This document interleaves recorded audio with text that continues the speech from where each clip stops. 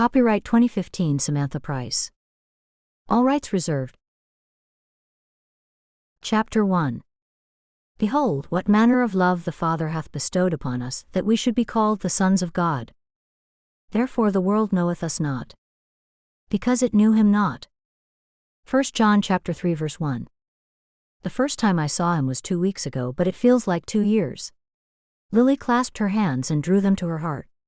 I just knew that there was something about him, almost as if there were something familiar. It seemed as if our souls had locked together. Really? Verity's attention was fixed on her baby Zach, as she fed him cereal in his high chair. Lily noticed that Verity was not listening properly. Nevertheless, she continued to talk about Jason Stafford, her new favorite subject. I saw him sitting there, at the table in the back of the restaurant. It was as if my eyes could not stop watching him. Then he looked up at me, and our eyes locked together. Lily stopped talking for a moment and stared at Verity. Are you even listening to me?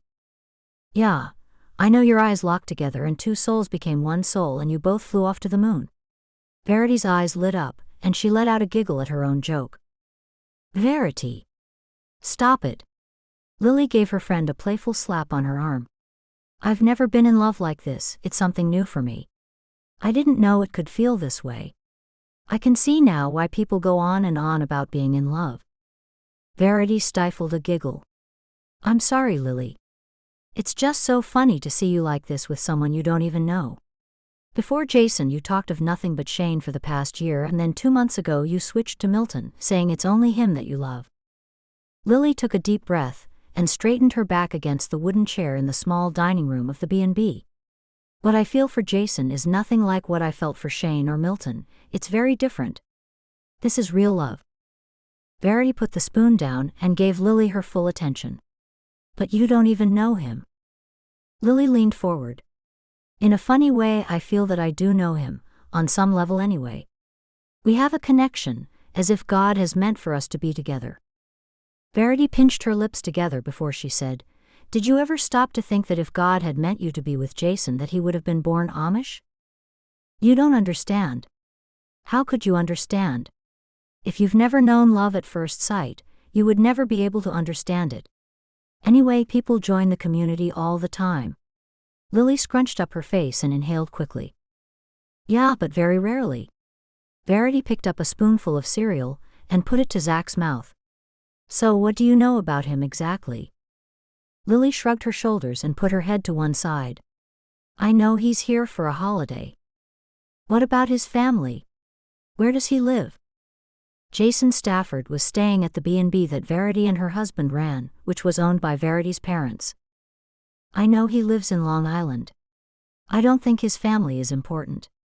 He's a grown man after all. Verity shook her head most firmly. Family is a very important thing. You can tell a great deal about someone from their family. Lily stood up and smoothed down her dress. How could she expect Verity to understand love at first sight, since Verity had known her husband Reuben since they were children? I'll have to get to work in a minute. Anyway, how long is he booked in here for? Verity narrowed her eyes, which caused creases to form in her forehead. Lily, you know I can't give out information about the guests. Lily shrugged her shoulders, as if she didn't mind that her friend wasn't being sympathetic to her situation. He told me he didn't know how long he'd be here for, and that he was having a break from work. I didn't ask him any more because I thought you might tell me. I just want to know if he gave you an idea of the time, like 2 weeks or 2 months. Verity sighed. I guess I'm not giving away any private information if I tell you that he's here on a week-to-week basis. He pays a week in advance, and that's all I can tell you. Lily leaned forward, put her hands on the table, and in a playful tone said, I could have looked that up for myself when I work here next. She straightened. Do you know anything else about him? Lily was an employee of Verity's parents and worked mainly in their restaurant, but on occasion worked at the B&B also. Just ask him what you want to know. I'm sure he'll tell you if he feels the same way as you. Lily let out a deep breath, almost a sigh. Of course he feels the same way. It's just awkward asking him questions because I don't want him to feel that I'm too nosy. It's not very romantic. Lily screwed up her nose. Have you ever cleaned his room and seen what sort of things he brought with him? Verity looked away from Zach and looked up at Lily through narrowed eyes. Stop it, don't put me in this situation. You're sounding like a crazy person. I've never seen you like this. Anyway, I don't clean the rooms too much anymore. Mrs. Whitner mostly does that. Lily sat down again. She felt like she was a crazy person, crazy in love. She just wanted to find out all she could about Jason. She wanted to know every little thing about him, but she could not ask him. Verity's voice cut through Lily's thoughts of her new love interest. Did you find out what sort of work he does? He works in the export business. Exporting what? Verity turned her attention away from Lily, pushed the empty cereal bowl away from Zach and gave him a wooden toy to play with. Lily put her hand to her mouth, stifling a giggle. I'm not sure. I don't even know what exporting is, but I didn't want to tell him that. Verity looked at Lily and smiled. It means he sends things overseas to sell. He might manufacture things here and send them overseas. Or he could buy things cheaply here then export them. I've got no idea what he exports then. I should ask him. At that moment, a couple entered the B&B. Verity could see them through the window of the dining room, which opened through to the reception area. Lily, could you watch Zach for just 1 minute while I look after these people? Sure. Lily sat on the chair closest to Zach. Lily was the eldest of 7 children, so she was quite used to looking after babies. Lily smoothed a hand over Zach's bald head while he tried to fit the large wooden toy into his mouth. One day I'll have children of my own to look after. Lily's mind wandered to what her children would look like if she married Jason, and whether they might have twins like her siblings Esther and Ben. After approximately 2 minutes had passed, Zach started getting a little tired of playing with the toy he held in his hand and began to whine. He opened his mouth widely to reveal one tooth, which was trying to push its way through his top gum. Lily was thankful when Verity reappeared. Chapter 2. I am crucified with Christ, nevertheless I live. Yet not I, but Christ liveth in me. And the life which I now live in the flesh I live by the faith of the Son of God who loved me and gave himself for me. Galatians chapter 2 verse 20. We're fully booked now. This is the first time we've been totally booked out, all 5 rooms filled. Verity's face was beaming with delight. Lily clapped her hands together. I'm so happy for you, Verity. That's terrific. All the hard work you've put in is paying off. Verity took Zach out of his high chair. Not my hard work, it's all Reuben's hard work. Hopefully that will make Dad happy. Of course your dad will be happy. Why wouldn't he be? He's still a bit funny about Reuben. It's as if Reuben has to prove himself time and time again. Even though he eventually renovated the B&B, it was left standing empty for a long time. No, your dad would have forgiven him for that, especially now that you're married and have a baby together. Verity nodded. You're right, I suppose. It may just be my imagination. Yeah, you're probably sensitive because of how hard it was for you and Reuben to finally come together. Lily admired how Reuben left the English world behind him and returned to the Amish when he realized what was important in life. Reuben had initially left the Amish world and Verity to make money in New York. He became very rich and successful, but left it all to come back to Verity and back to the Amish. Lily had never seen Verity as happy as she was now. She had a nice husband, a B&B to run and a baby, but still things weren't perfect. She was worried that her dad still did not approve of Reuben. Lily wondered if life was ever perfect for anyone. It certainly seemed that Verity's life was heavily weighted toward perfect. Lily's thoughts turned back to Jason. She considered that Verity had been a little unkind when she said that if God had meant her to be with Jason, he would have been born Amish. Anyway, that's easy for her to say because now she has her man and has a family. It's easy to sit in judgment of others when you're not in their situation, Lily thought. Besides, I know of a few people who were born English who became Amish.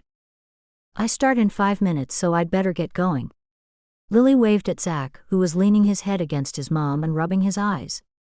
Zach was a chubby baby who had startling blue eyes just like his dad. Before you go, I just want to tell you not to get too caught up with thoughts of Jason Stafford. He could go back home at any time and well, I just don't want you to get hurt. I won't get hurt. Lily knew her friend meant well, but she knew she was in love. She knew Jason must have felt the same toward her, so there was no possible way that she could get hurt, she hoped. Bye, Lily, Verity said while she took the toy out of Zach's mouth. Lily felt as if her body was floating as she walked to the restaurant ready to start her shift. As it had done often in the past few days, her mind wandered to their first meeting. Her gaze had lifted over the top of the coffee machine and she had seen him for the first time. He'd been sitting by himself, drinking coffee and reading the newspaper. To her dismay, she could not stop staring at him from behind the safety of the coffee machine. Lily could not put her finger on exactly what attracted her to this man, or why she found it an effort to look away from him. Sure, he was a handsome man, but Lily had seen many handsome men before and none of them had this effect on her. After Lily gave him a long moment of intense scrutiny, he looked up and their eyes locked. Lily knew she should look away but didn't. After another moment, he'd given a little smile and nodded his head to her. It was only then that she looked away. When he'd finished his coffee, he stood up and his dark eyes fixed themselves on her. As he approached, she knew by his manner that he was going to speak to her. The confident and outgoing nature that Lily was known for became hidden under a lowered gaze and a fast-beating heart. For some reason this man made her nervous.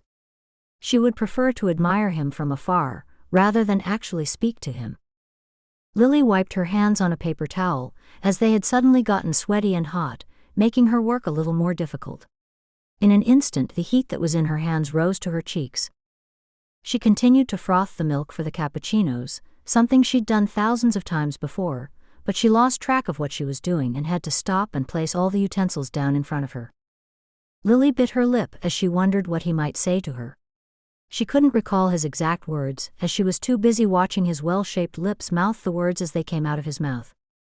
When her brain regained its functioning ability, she realized he had just complimented her on the best coffee he had ever tasted. After she managed to thank him for his kind compliment, the handsome stranger just walked right out of her life. The rest of the day was spent in a daze, as she tried to erase the vision of him from her mind. As she had hoped and prayed, the next day when she began the late shift, he was there again at the exact same table. Before he left the second time, he told her he was new in town and asked if she knew anyone who could show him around. Lily wasn't sure how it came about, but he talked her into meeting him the very next day after she finished work in the evening. Lily thought it very bold of him to approach her at all, but that just added to the attraction she had for him. It was at the end of their conversation that she learned he was staying at the very same B&B, which was attached to the restaurant. He was nothing like the two boys she had been keen on. He was a real man. He was older, but that didn't matter at all. In fact, it may have added to his manner, which exuded masculinity and confidence. Lily left Verity and hurried to the restaurant to begin her workday. Lily and Jason had arranged to meet after work. The late shift finished at 10 p.m., so they would only have a little time together before Lily was expected home. Of course, she had to keep her new love interest a secret from her family, since Jason was an Englisher, and not only that, he was a lot older than she was. Exactly how much older than her she did not know, and guessed that he may be in his late 20s, while she was nearing her 20th birthday. Lily did not know much about Long Island where Jason lived, except that she was pretty sure it was close to New York. She hadn't even been out of Lancaster County, except for the time when she was a child that her family went to Pinecraft, Florida, to visit some relatives. Farming life and vacations don't mix, her dad always said. Lily opened the back door of the restaurant, tied her work apron on, and headed out to the coffee station. Normally she would arrive at her shift early so she could talk to Shane while he was cooking, but she hadn't done so in the last couple of days. Shane was the head chef at the restaurant, and he too, like Jason, was an Englisher. Later that day, Lily was pleased when Faith came to relieve her so she could have a 15-minute break.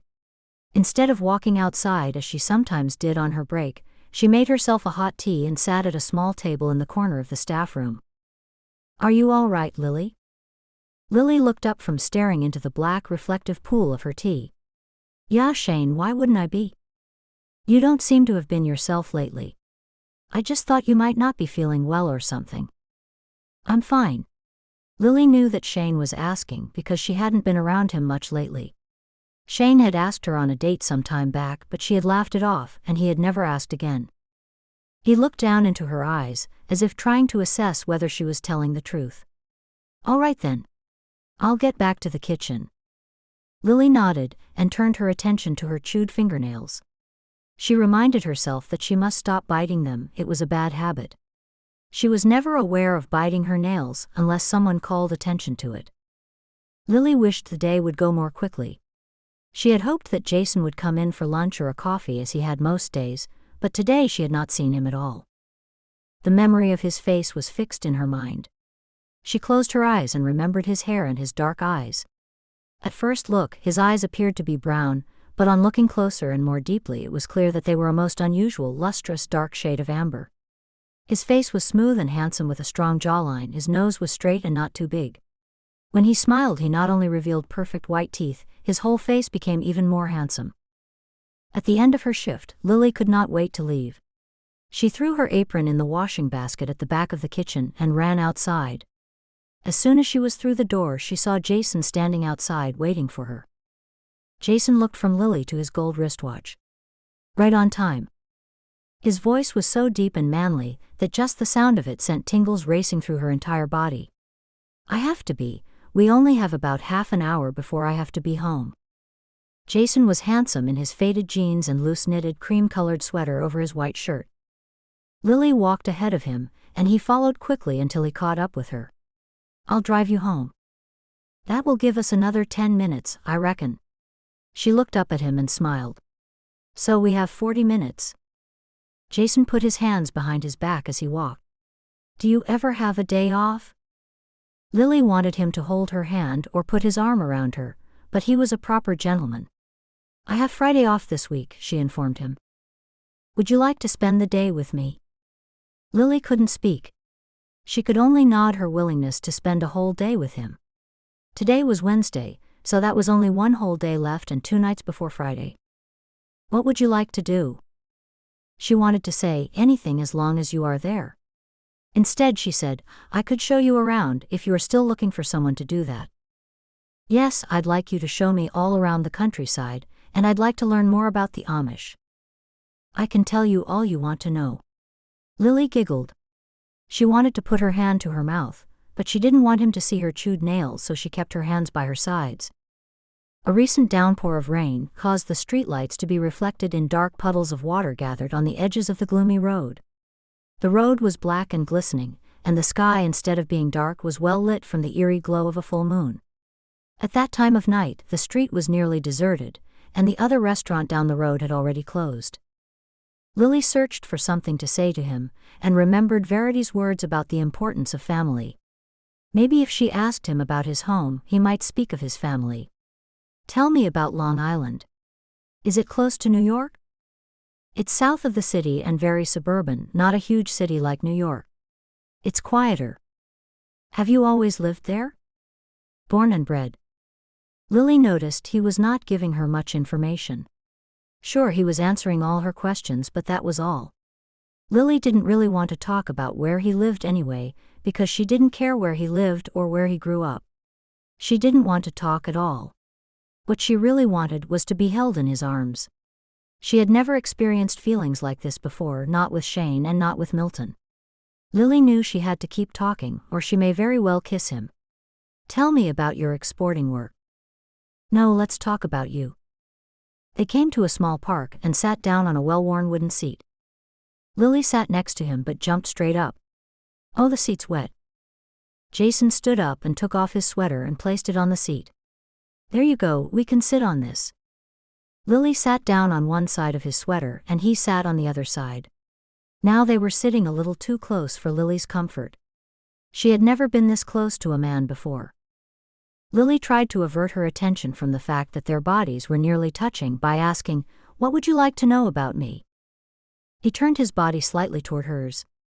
"I'd like to know everything about you, absolutely everything, but let's start with," he picked up her hand and held it tightly, "why you have captivated me so much." Lily giggled, and she wanted to look away as she was a little embarrassed at his touch. Chapter 3. But God commendeth his love toward us in that, while we were yet sinners, Christ died for us. Romans chapter 5 verse 8. I want to know everything about you. When's your birthday? I want to know what your favorite food is, what your favorite color is, and what your favorite flower is. I just want to know all about you. Lily giggled again. She liked the constant attention that Jason showed her. He put his other hand over the top of hers, so now her hand was enclosed within his grasp. I've never felt this way before, ever. She looked into his deep amber eyes and said truthfully, neither have I. I recognized there was something about you the second I saw you. Something was different about you. Anyway, you've definitely stolen my heart. Lily stood up, unable to control her pounding heart. I've run out of time, I have to get home. Jason stood. So soon? That was hardly any time at all. Lily looked down at the wet grass surrounding her feet. Where's your car? Jason pulled Lily close to him and said, not far. He tucked her hand under his arm. Lily laughed, trying to hide the shyness this man was causing in her. You're holding me tightly. Are you scared I will run away? He smiled down at her. I don't want you to leave so soon. I know, neither do I, but I can't be late. They'll ask too many questions. My father waits up for me on the nights that I work. In her head, Lily pictured her dad asking questions in his quiet, deliberate manner. The image was enough to make her head and her heart pound. You'll have to stop up the road and I'll walk the rest of the way. It would be far worse if she had to answer questions like, who just brought you home? Lily, I'm too old to sneak around in secret. Besides, I've got nothing to hide. Lily did have something to hide, and that was the fact that she had instantly fallen in love with an Englisher. That was something that needed to be handled carefully, as far as her parents and the community were concerned. It's not that. It's just that you're an Englisher and they wouldn't like me being driven home by someone they don't know, especially an Englisher. That's why it would be a good idea for them to meet me. I can show them that I'm trustworthy. He stopped walking and looked into Verity's eyes. I would like to meet them. You would? Lily wondered if Jason knew anything at all about the Amish. Maybe if he did know about them, he would know that it would not be a pleasant meeting between him and her dad. I most certainly would. It was clear to Lily that Jason had no idea what he might be getting himself into. We can talk about that later. Come on, where's your car? Jason entwined Lily's arm around his once more and led her to his car. The car was parked close by, behind the building where he was staying. Once Lily was inside the car, she was aware that he was much farther away from her. She had found comfort in his closeness and comfort in him holding her hand. The car seat was soft and comfortably wrapped around her body. She did not know very much about cars, but she knew enough to know that this shiny car was new. Once he turned the key in the ignition, he turned to her. Now which way? Out to the main road and take the first turn left. Lily's face was aching from all her smiling. Jason made her happy, and even just looking at his handsome face was enough to make her smile. He smiled back at her. Don't make me look at you again. I have to keep my eyes on the road. He laughed. I mean it, stop looking at me or I will have to stop the car and we'll go nowhere. Lily turned her gaze straight ahead and giggled. I just feel happy from within. I have a strange feeling when I'm with you. I feel the same, it's strange but good. He turned his eyes back to the road. She swallowed hard and said, have you ever felt anything like it before? No, Lily. I've never felt like you make me feel as a teenager in love. He rested his hand on her knee for an instant before he removed it. Lily giggled at his touch and his reluctance to remove his hand from her leg. I'm still a teenager. Well, nearly. I'll be 20 soon. He glanced at her. I hope it's more than puppy love for you. She repositioned herself in the car seat to face him. What's puppy love? Puppy love is when a young person thinks they're in love, but when they look back on it they realize that it was just what people call puppy love. I really don't know how else to explain it, it's just an expression. I think I get it. Lily's attention was drawn to the darkened roads. Oh, that was the turn. We just missed it. Jason turned the car around. Just leave me here and I'll walk the rest of the way. You can't, it's dark, it mightn't be safe. Lily was a little overwhelmed by his concern. I usually walk home in the dark all the time, except in the fall. It's quite safe out here. Jason looked out at the road that Lily was about to walk down. Well, I'll wait here until you're out of sight. All right. Lily smiled at Jason, got out of the car, then bent down and said through the window, I will most likely see you tomorrow then. She hurried down the road. She wanted to run, but knew Jason would be watching from the car and she did not want to appear childish in front of him. It was bad enough that she was only nearing her 20th birthday when he was so much older. As Lily pushed the door open, her dad was waiting for her as usual, but this time he was dozing in a chair and was woken by her turning the handle of the front door. Her mom and her 6 siblings would have gone to bed long ago. As soon as she closed the front door, her dad said in a gruff tone, You're home a little late, aren't you? Lily tried to make her voice sound as though she was not out of breath. Yeah, I had to stay behind and clean the kitchen because Faith didn't stay late tonight. She could not look directly at her father since she had just told a fib. Yet it was a small fib that she knew her father would believe, since she sometimes had to stay back and help clean after the doors of the restaurant had closed. Let me know next time you'll be doing that, and I'll hitch the buggy and drive you home. Thank you, Dad. I will. Lily left her father in the living room and went straight to her upstairs bedroom. Her bedroom was small and was more of an attic rather than a bedroom, but she was grateful that she didn't have to share with anyone as her siblings did. There was only just a little space above her head when she was standing, which made her feel tall. From the small window in her bedroom, she could see straight across the farm and even a little up the road. Lily changed into her nightgown and slipped between the sheets of her cozy bed. As he had been all the day long, Jason was still on her mind. She was pleased that he wanted to meet her parents. To Lily, that meant he was serious about their relationship. If only he had been born Amish, that would make things a lot easier. Apart from Shane at work, Lily had never seriously considered being in a relationship with anyone other than an Amish man. Even though she had liked Shane for some time, it was more of a flirtation, whereas with Jason it was true love. As for Milton, he would be the logical choice for a husband if she had never met Jason. Milton was a good, hard-working and kind man from a very nice family. After feeling love for Jason, Lily knew that she and Milton would never be more than friends. As Lily closed her heavy eyelids, she wondered how things would work out between Jason and herself. She did not want to have to become an Englisher. The idea of leaving her family and friends to go to a place she didn't know did not please Lily in the slightest. She wanted to stay within the safety of the community. She considered she had seen and heard enough of the English lifestyle through working at the restaurant to know that she would not care to be a part of it. Would he become Amish? He certainly has a lot of questions about the Amish lifestyle. Maybe that's because he is considering our beliefs and way of life. It occurred to Lily that she hardly knew anything of Jason's life, so she decided next time she saw him she must ask him a whole lot more questions. Lily was going through so many scenarios of her future with Jason that her stomach churned. What if we don't end up together? What if he doesn't want to become Amish and I don't want to leave here, what then? She consoled herself with the thought that God would not have let the two of them find each other if they could not somehow end up together.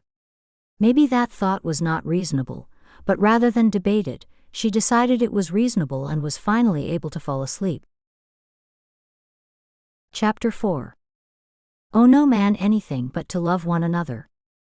For he that loveth another hath fulfilled the law. Romans chapter 13 verse 8. There was an instant attraction as soon as I saw her at the restaurant. She was making coffee and I could not pry my eyes away from her. There was just something about her. Sure, she was attractive, but there was something beyond that, something much deeper. She must have sensed me staring at her because she looked straight across at me. Jason was speaking on the phone to his good friend and coworker, Benny. Jason drew a breath and continued.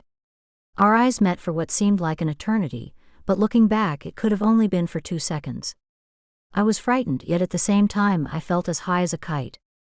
All my senses were overwhelmed at the feel of our eyes locked in that gaze.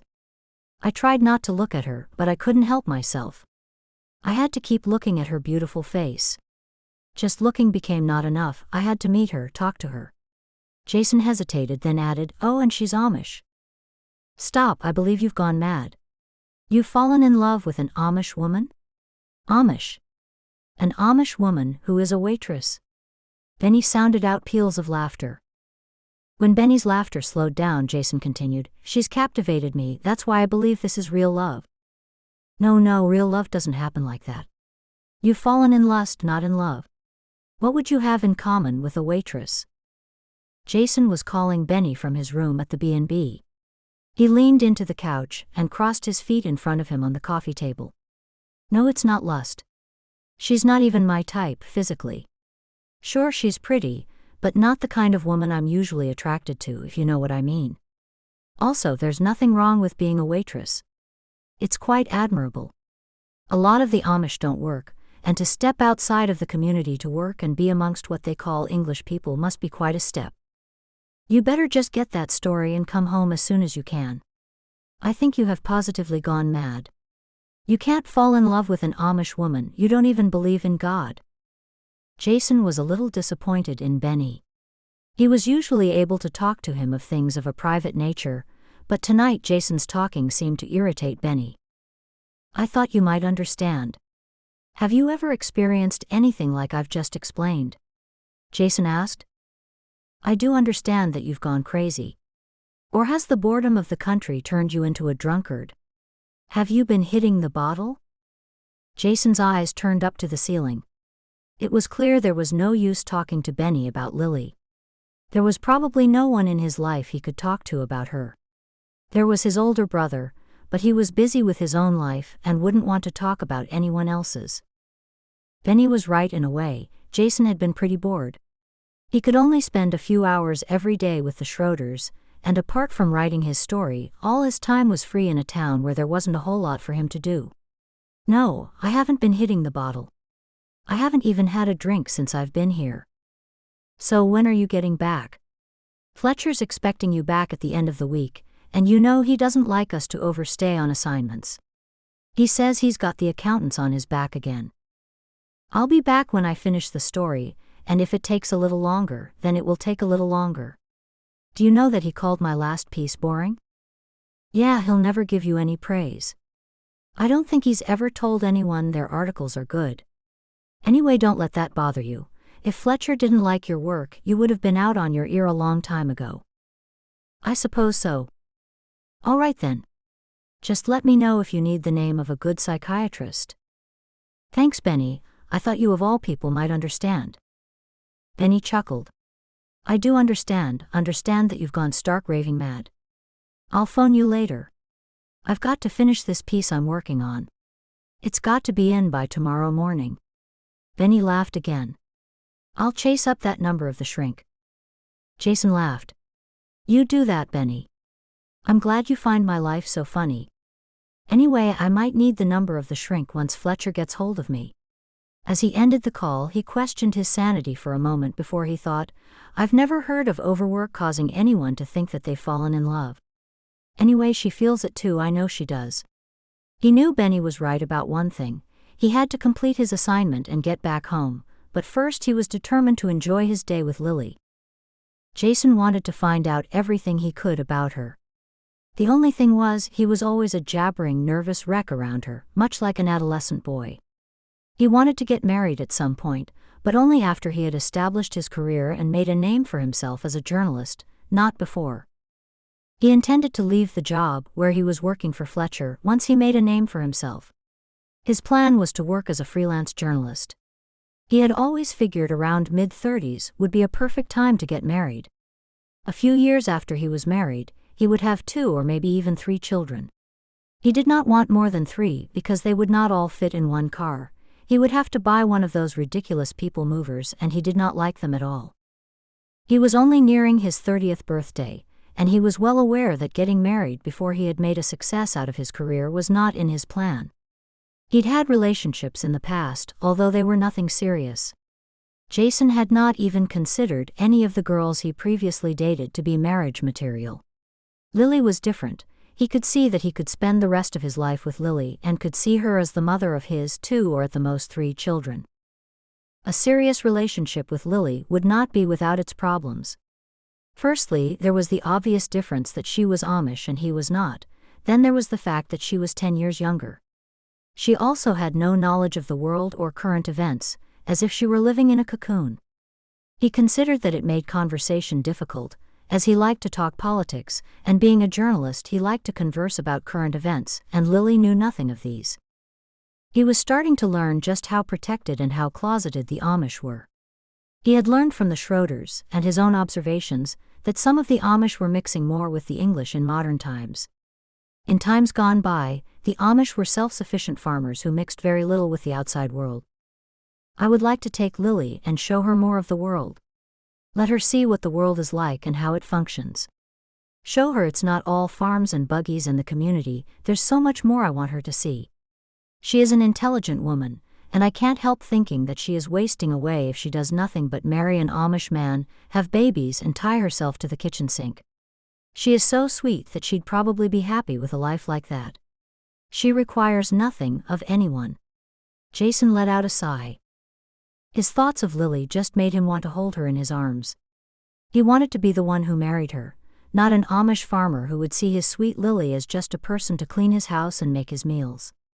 He would treasure Lily for the sweet person she was, and treat her as a princess for the rest of her days. He just did not know how to get her away from the Amish in a way that she would be comfortable with. Chapter 5. For brethren ye have been called unto liberty. Only use not liberty for an occasion to the flesh, but by love serve one another. Galatians chapter 5 verse 13. Lily awoke to realize that the day she would get to spend the entire day with Jason had finally arrived. She pulled the covers up over her head, not because she wanted to have more sleep, but because she wanted to calm herself from the excitement welling up within her. Today she would wear her favorite yellow dress. She always felt happy and sunny in the yellow dress that her mother had made for her.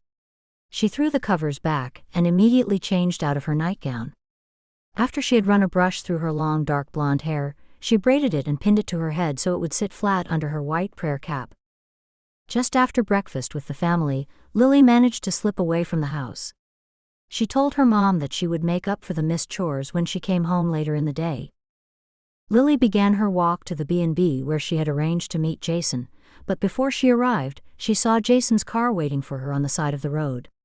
He looked so handsome that she wanted to run to him and fling her arms around him, but of course she couldn't do that. She noticed that the white shirt he was wearing perfectly complemented his tanned skin. As she stood in front of him, he said, "Hello, Lily. Have you had breakfast?" "Yes, have you?" He picked up Lily's hand and held it in his. "I have, but I could do with another coffee before we set out on our adventure." Lily looked down at their hands, which were softly touching. "Sure, as long as we don't go to where I work. I don't want to have to go there when I'm not working." "Of course." He let go of her hand. "Jump in the car, we'll find something on the way." As they drove a couple miles up the road, Jason pointed to a small diner. "This looks like it might do the trick." Lily nodded. She did not really care where they went so long as she could be close to him. They entered the diner and found it crowded with people, but there was a spare booth at the back of the room. Lily sat on the vinyl bench seat first and Jason slid in next to her. Lily was a little startled, as she assumed they would be sitting opposite each other. He was so close that she could smell his familiar scent. Lily drew her attention to the interior of the diner. She had never been to this one before, and was a little overwhelmed with the bold decor. The walls were a bright blue, the seats were brown vinyl and the tables were a brighter blue with a white metal rim. It was such a contrast to the subtle colors of the Amish restaurant. The restaurant where Lily worked was a typical Amish restaurant. If the Amish food and the Amish clothing the staff wore weren't enough to let people know the restaurant was owned and run by Amish people, there was a little wooden plaque on the front wall which read, "As for me and my house, we will serve the Lord," which was from Joshua chapter 24 verse 15. Most of the people who worked for Mr. and Mrs. Fisher, the owners, were Amish and wore Amish clothes while they worked. Shane was the only employee who was not Amish. It hadn't taken him long to master the simplicity of the Amish recipes. Shane changed the menu every few weeks and introduced some traditional Amish recipes that included baked ham, pork chops, roast beef and meatloaf, and of course, all were served with a large variety of vegetables. Shane had even developed his own unique sauerkraut, which was extremely popular. Mr. Fisher often referred to Shane as his prize, saying that a restaurant is only as good as the chef. After a couple of moments, a waitress came to take their order. "Just 2 coffees, please," Jason said. The waitress with pen and notepad in hand shifted her weight from one leg to the other and tilted her head. She was an older lady, who looked as if she had worked all through the night shift into the next day. Or maybe she had just dragged herself out of bed. Either way, the dark circles under her eyes were evidence that she needed more sleep. "What sort of coffee would you like?" Lily answered before Jason had a chance. "He'll have a long black and I'll have a small latte, please." The waitress jotted their order on the notepad and disappeared without saying another word. "The locals aren't very friendly today, are they?" Lily laughed. "She looks like she needs a good sleep. It can get tiring serving people all day, and trying to look happy when all you want to do is go home. Maybe she's doing a double shift." Jason noticed that Lily always made excuses for people, and never said a bad word about anyone. "I suppose so. Any job can get like that. You just want to give up and go home and put your feet up." "So how are they treating you at the B&B? You said you need another coffee. Aren't they feeding you enough coffee?" "I could have a word to Verity for you," Lily said, tongue-in-cheek. "Don't do that." Jason smiled and said, "The food's great and the coffee is unlimited.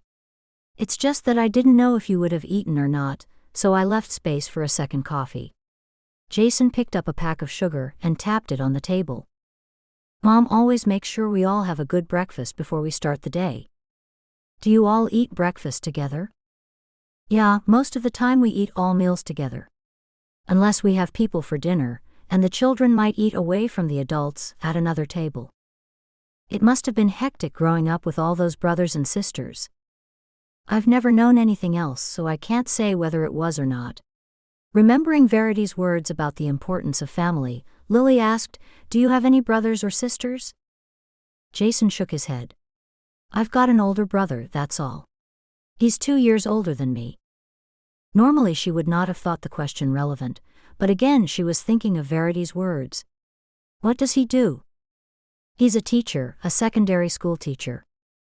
"Does he live in Long Island too?" Jason nodded, and looked like he was about to say something when the waitress placing their coffee in front of them interrupted them. "Thank you." Jason nodded to the waitress. Jason continued to speak of his family. "My parents were both teachers. I suppose that's why my brother fell into it." "Why didn't you become a teacher too then?" "I like freedom. I like to work my own hours and arrange my day how I like it.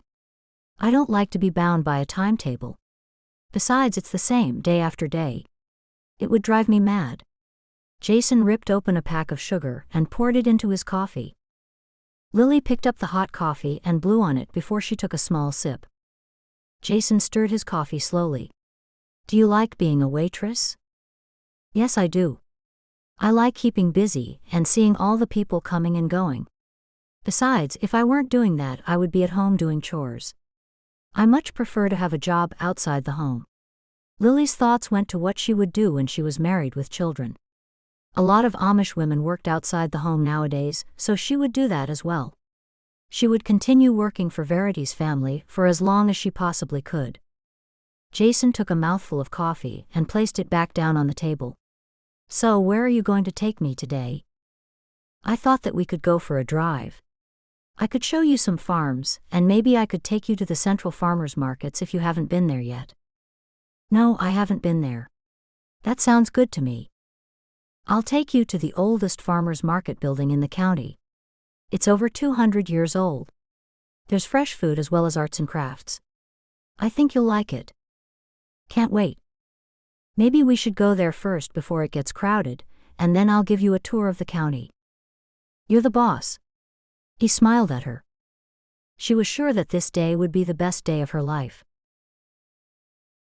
Chapter 6. But without faith it is impossible to please him. For he that cometh to God must believe that he is, and that he is a rewarder of them that diligently seek him. Hebrews chapter 11 verse 6. Once they were both out of the car, Jason took hold of Lily's hand. Lily was pleased he was holding her hand, but at the same time was worried she would be seen by someone. As Lily knew some of the stallholders, there was only one thing for it: she would have to ask him not to hold her hand. "Jason." Yes? I like you to hold my hand, but I know some of the people who have stalls in here, and I don't want it to get back to my father that I was holding a man's hand. She screwed up her nose and added, especially when he knows nothing of you. Besides, you are an Englisher, she thought. He twitched his lips and released her hand. It'll be hard. I like to have you close to me. Lily smiled, thankful she would not have to explain herself to her dad for holding an Englisher's hand. She knew she was taking a big risk by going to the farmer's market with him. She only hoped that whoever saw her with Jason did not think too much of it. As they walked side by side, Lily said, "Do you know that Amish couples don't hold hands in public?" Really? No, I didn't know that. It's true. We don't like to show affection in public. I've noticed that a lot of English couples hold hands and even kiss when they're out. Jason was quiet and looked to the ground as they both headed toward the farmer's market building. Lily considered that maybe she shouldn't have mentioned kissing, as Jason had not even attempted to kiss her, and if he had, she would not know what to do. Lily continued, "It's just how we are. I'm not sure why. I think it's so we don't draw attention to ourselves. We're very private people, you know."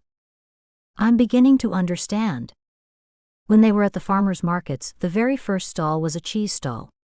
It was there that Lily came face to face with Mrs. Lapp, the local gossip, who had nothing better to do than spread stories. Mrs. Lapp nodded hello and was about to stop and speak when she saw that Lily was with Jason. Mrs. Lapp looked Jason up and down and quickly walked past them. Oh no. Lily looked up at Jason. What? That was Mrs. Lapp. She'll be sure to go to my family now and tell them I was with an Englisher. Lily, they have to find out about me sooner or later because I'm not going anywhere. Let me meet them. I don't want to be a secret. Jason put a hand on Lily's shoulder. Please let me meet them. Jason's words were not understood by Lily, they were just hollow sounds in her ears while she worried about what to say to her parents. She was also playing over in her mind exactly what Mrs. Lapp would say to them. Lily pushed the shock of seeing Mrs. Lapp away from her, as she knew it would ruin the whole day if she allowed it to. They wandered up and down the stalls. There were flower stalls, lots of fresh vegetables, handcrafts, toys, and an antique stall. A large sign over the antique stall read, "Grab bag." Jason lightly elbowed Lily as he veered off to stop in front of the stall. "I'm going to get you a grab bag." "I don't need anything, Jason." Jason took no notice of Lily's words. Lily stood next to him, as he looked at all the things the stallholder had to offer. There were $5, $10, and $15 grab bag. "I'll take a $15 grab bag, please." Jason handed the money to the female stallholder, who was looking quite distracted. She unclipped a rope and allowed Lily and Jason to walk through to the back of the stall, pointed to a cabinet and said, "Look in there." The items in the cabinet were small, and there were a few things that Lily liked the look of. As Jason peered through the cabinets, he said, "All these things are Asian by the looks. What catches your eye?" "I don't know yet. There's such a lot to see." Lily found it hard to look at the items, as there were so many. "Oh, look at that. I like those." Jason pointed to little figures that were made out of white glass, which turned blue at the top. "It's some sort of opalized glass. It's very pretty." Lily was pleased that there was not a lot of room in the stall, because she had to stand very close to Jason. At one point her body leaned lightly up against his. Lily whispered to Jason, "Should we ask the lady for a closer look?" Jason smiled at her and whispered back, "I'm not brave enough. She looks rather stern." They both stifled laughter. "I'll pick one for you. It's odd that we can choose our own when it's advertised as a grab bag." Jason looked up and caught the eye of the stallholder, who came back over to them. "We'll have that one there, please." "You'll have to take them all, they come as a set." The stallholder's voice was monotone. Jason nodded. "Okay." The stallholder unlocked the cabinet and took out the 5 small pieces, then wrapped them separately in white tissue paper. Without smiling, the stallholder popped all of them into a tiny carry bag and handed it to Jason.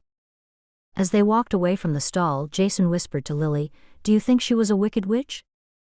"I don't know, but she scared me a little." Lily giggled. Jason handed the bag to Lily. "Here you are. I'm sorry I don't know what they are, but I liked them."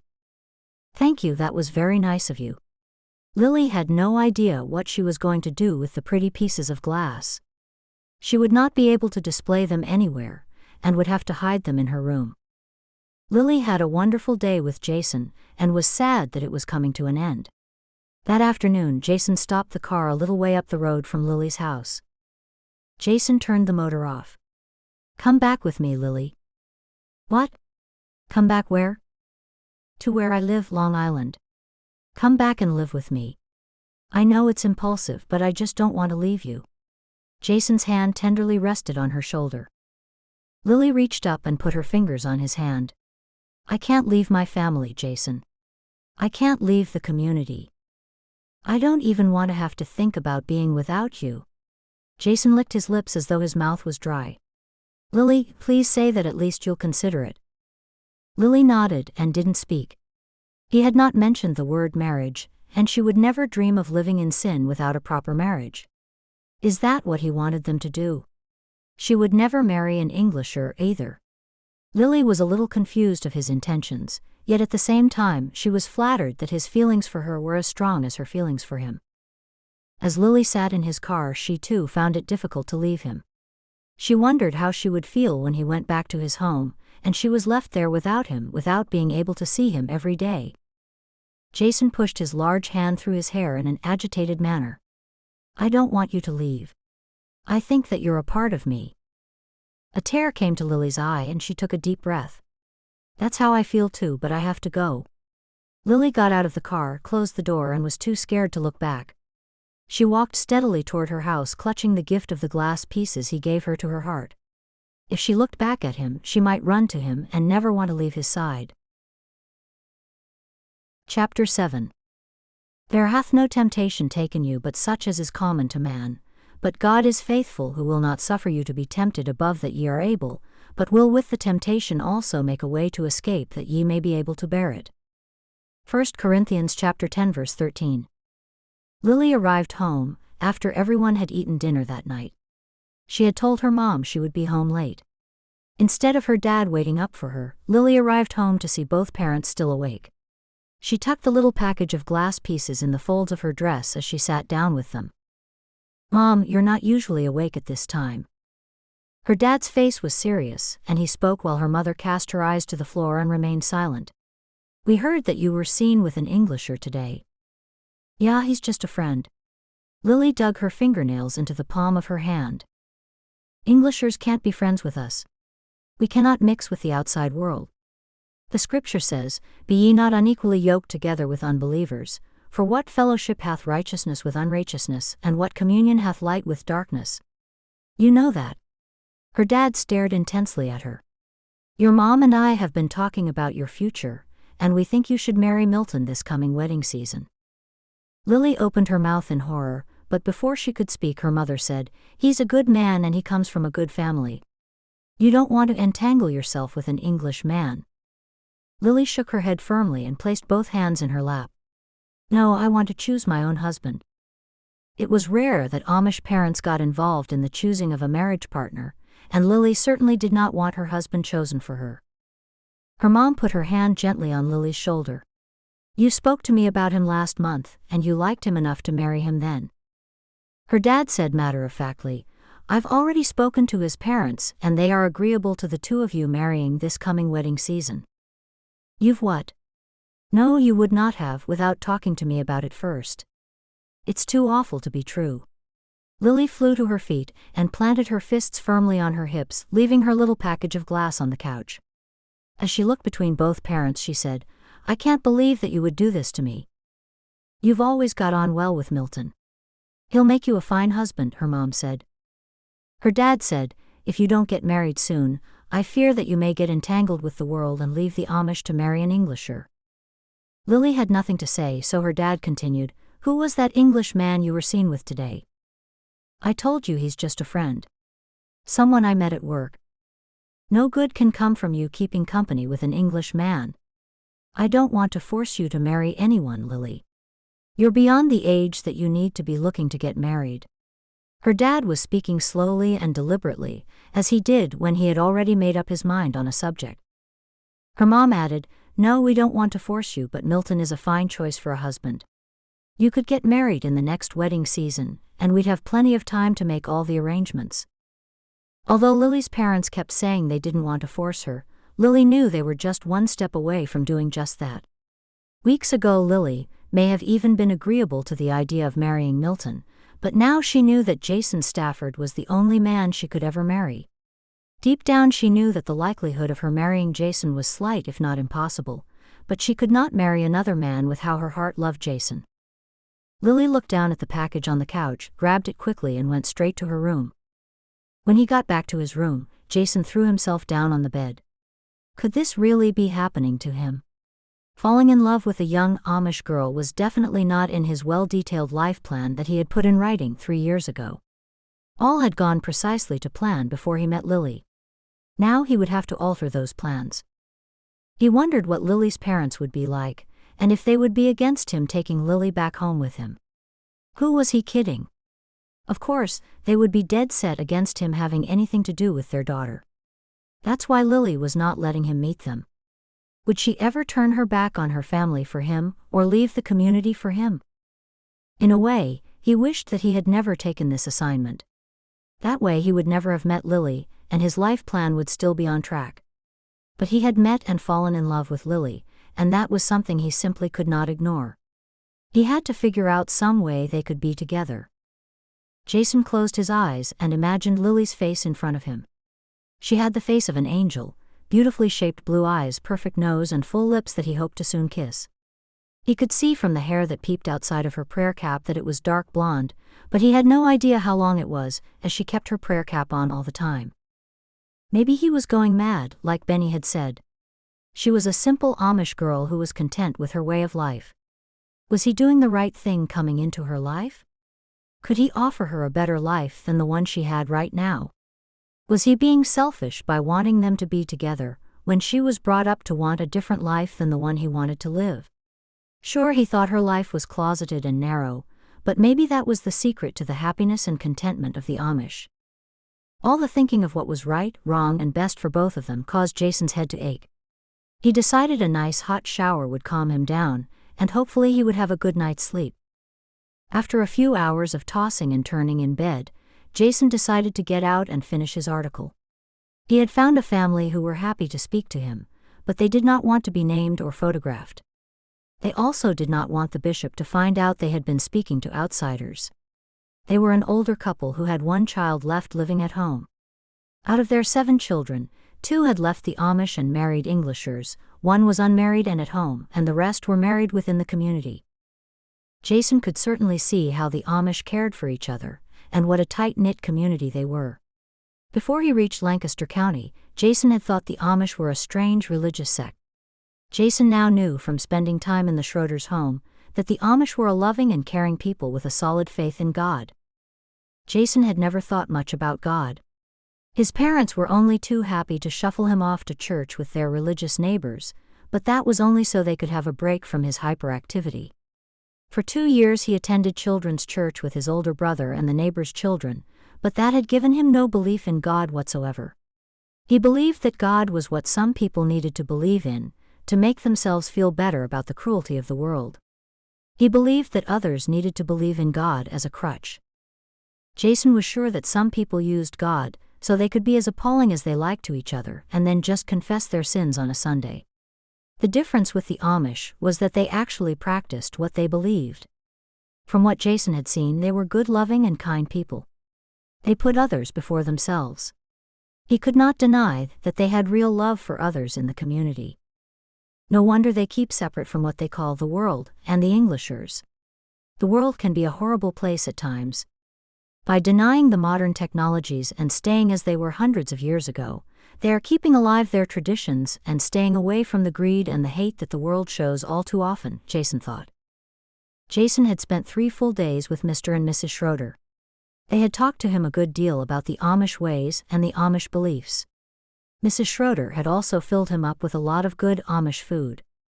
Mr. Schroeder told Jason that he wanted to share the Amish ways with the world, and was opposed to the bishop who was not so open with Englishers. Mr. and Mrs. Schroeder had even invited Jason to their doctor's wedding in November. Of course, he would not be able to reveal he was a reporter at the wedding. Fletcher says I need an angle, but there's no scandal and no angle that I can see.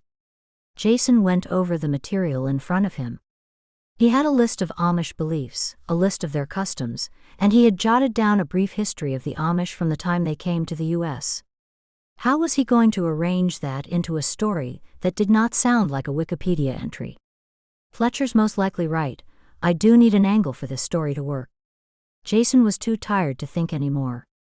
He straightened the papers in front of him, stood up, and kicked his black leather briefcase across the room. He hated it when Fletcher was right. Chapter 8. Seek the Lord and His strength. Seek His face continually. 1 Chronicles chapter 16 verse 11. Lily went to bed disturbed that her parents wanted her to marry Milton. Maybe she should have told them that she was in love with Jason. But if she had told them that, they would have tried to stop her from seeing him. What if I can never be with Jason and he goes back home and I never see him again? I can't leave my family. I hope Jason understands that. If I were a stronger person, I would stop seeing him. It can't be doing me any good seeing him and falling more in love with him only for him to leave in a few days. Lily could not stop seeing him though, even if that would have been the sensible thing to do. Something has to work out for us. We have to be together. Lily didn't want to even think about marrying Milton or anyone else except Jason. Lily's heart raced as she thought, it's bad that Mom and Dad have already talked to Milton's parents. Jason could well be gone in a few days, but Lily was determined not to think about that. She prayed and trusted God to work something out for the two of them. Whatever God wants for me, I'll be happy with. God knows what's in my heart, and He knows what will be best for everyone.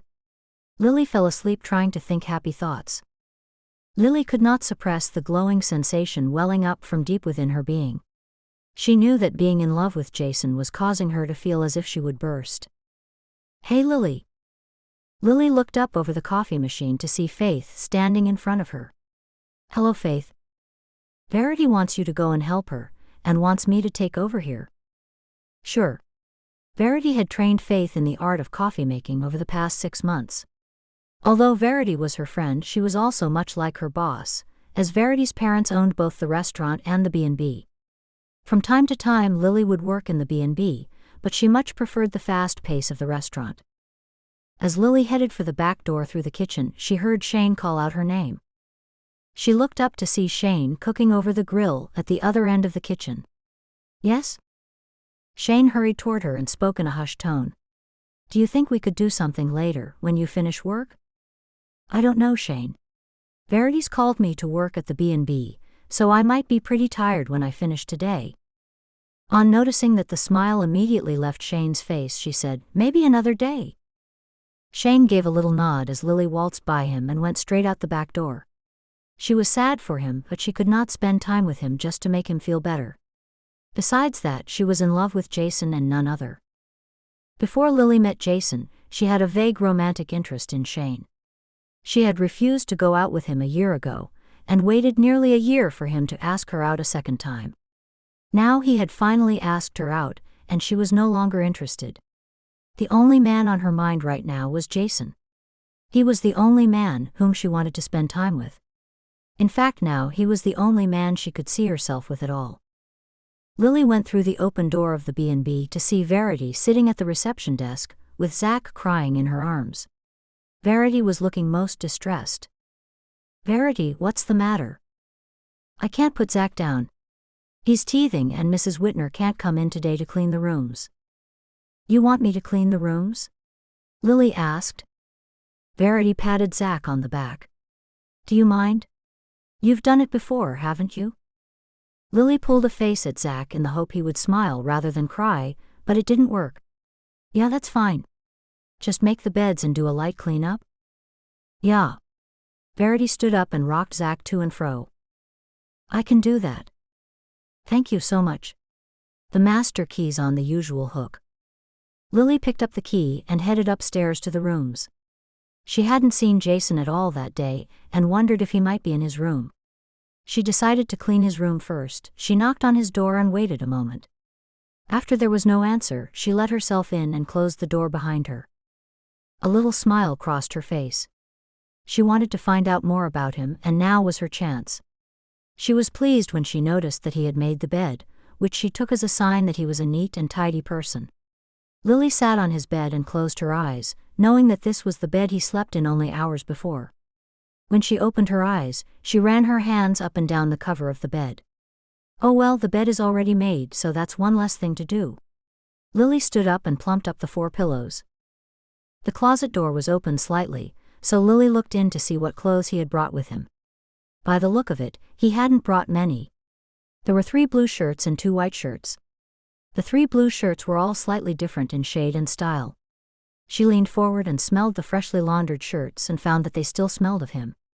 At the end of the wardrobe, he had a pair of jeans that were folded over the hanger, and then her eyes fell to the bottom of the wardrobe to a pair of old sneakers. She closed the wardrobe door and headed to the ensuite bathroom. A large black travel bag sat next to the bathroom basin, and the zipper at the top was open. It won't hurt if I have a peek inside, seeing it's open already. Besides his toothbrush and toothpaste, she saw a small black bottle. She picked it up and read the label. Black Code by Giorgio Armani, so that's why he smells nice, deodorant body spray. She sprayed a little in the air and let it waft over her. Lily, you're going too far, she scolded herself. Lily went back out to the corridor and wheeled in the cleaning cart, ready to give the room a general dusting and clean up. As she began to dust, she couldn't help but notice a pile of papers on a small table below the window. The papers were all full of black-typed words. One page stood out to Lily, as it was different to the others. It had short paragraphs with large white spaces between each one. She picked it up carefully, remembering exactly where it had been placed so she could leave it as found. It read, "Time stands still for the Amish. Brief, find out all you can about the Amish. Get close to an Amish family and interview them. Find people who won't mind being interviewed. Find out how they think. I don't want a boring humdrum documentary type of story. I want scandal, I want secrets. Jason, we want an inside scoop on the Amish way of life. Make it interesting, not boring and monotonous as the last of your articles. Liven it up, Stafford. Fletcher." Lily placed the paper exactly as she'd found it and sat on the bed. "The last of your articles? He's a reporter. Is he using me just to get a story? No, surely he's in love with me.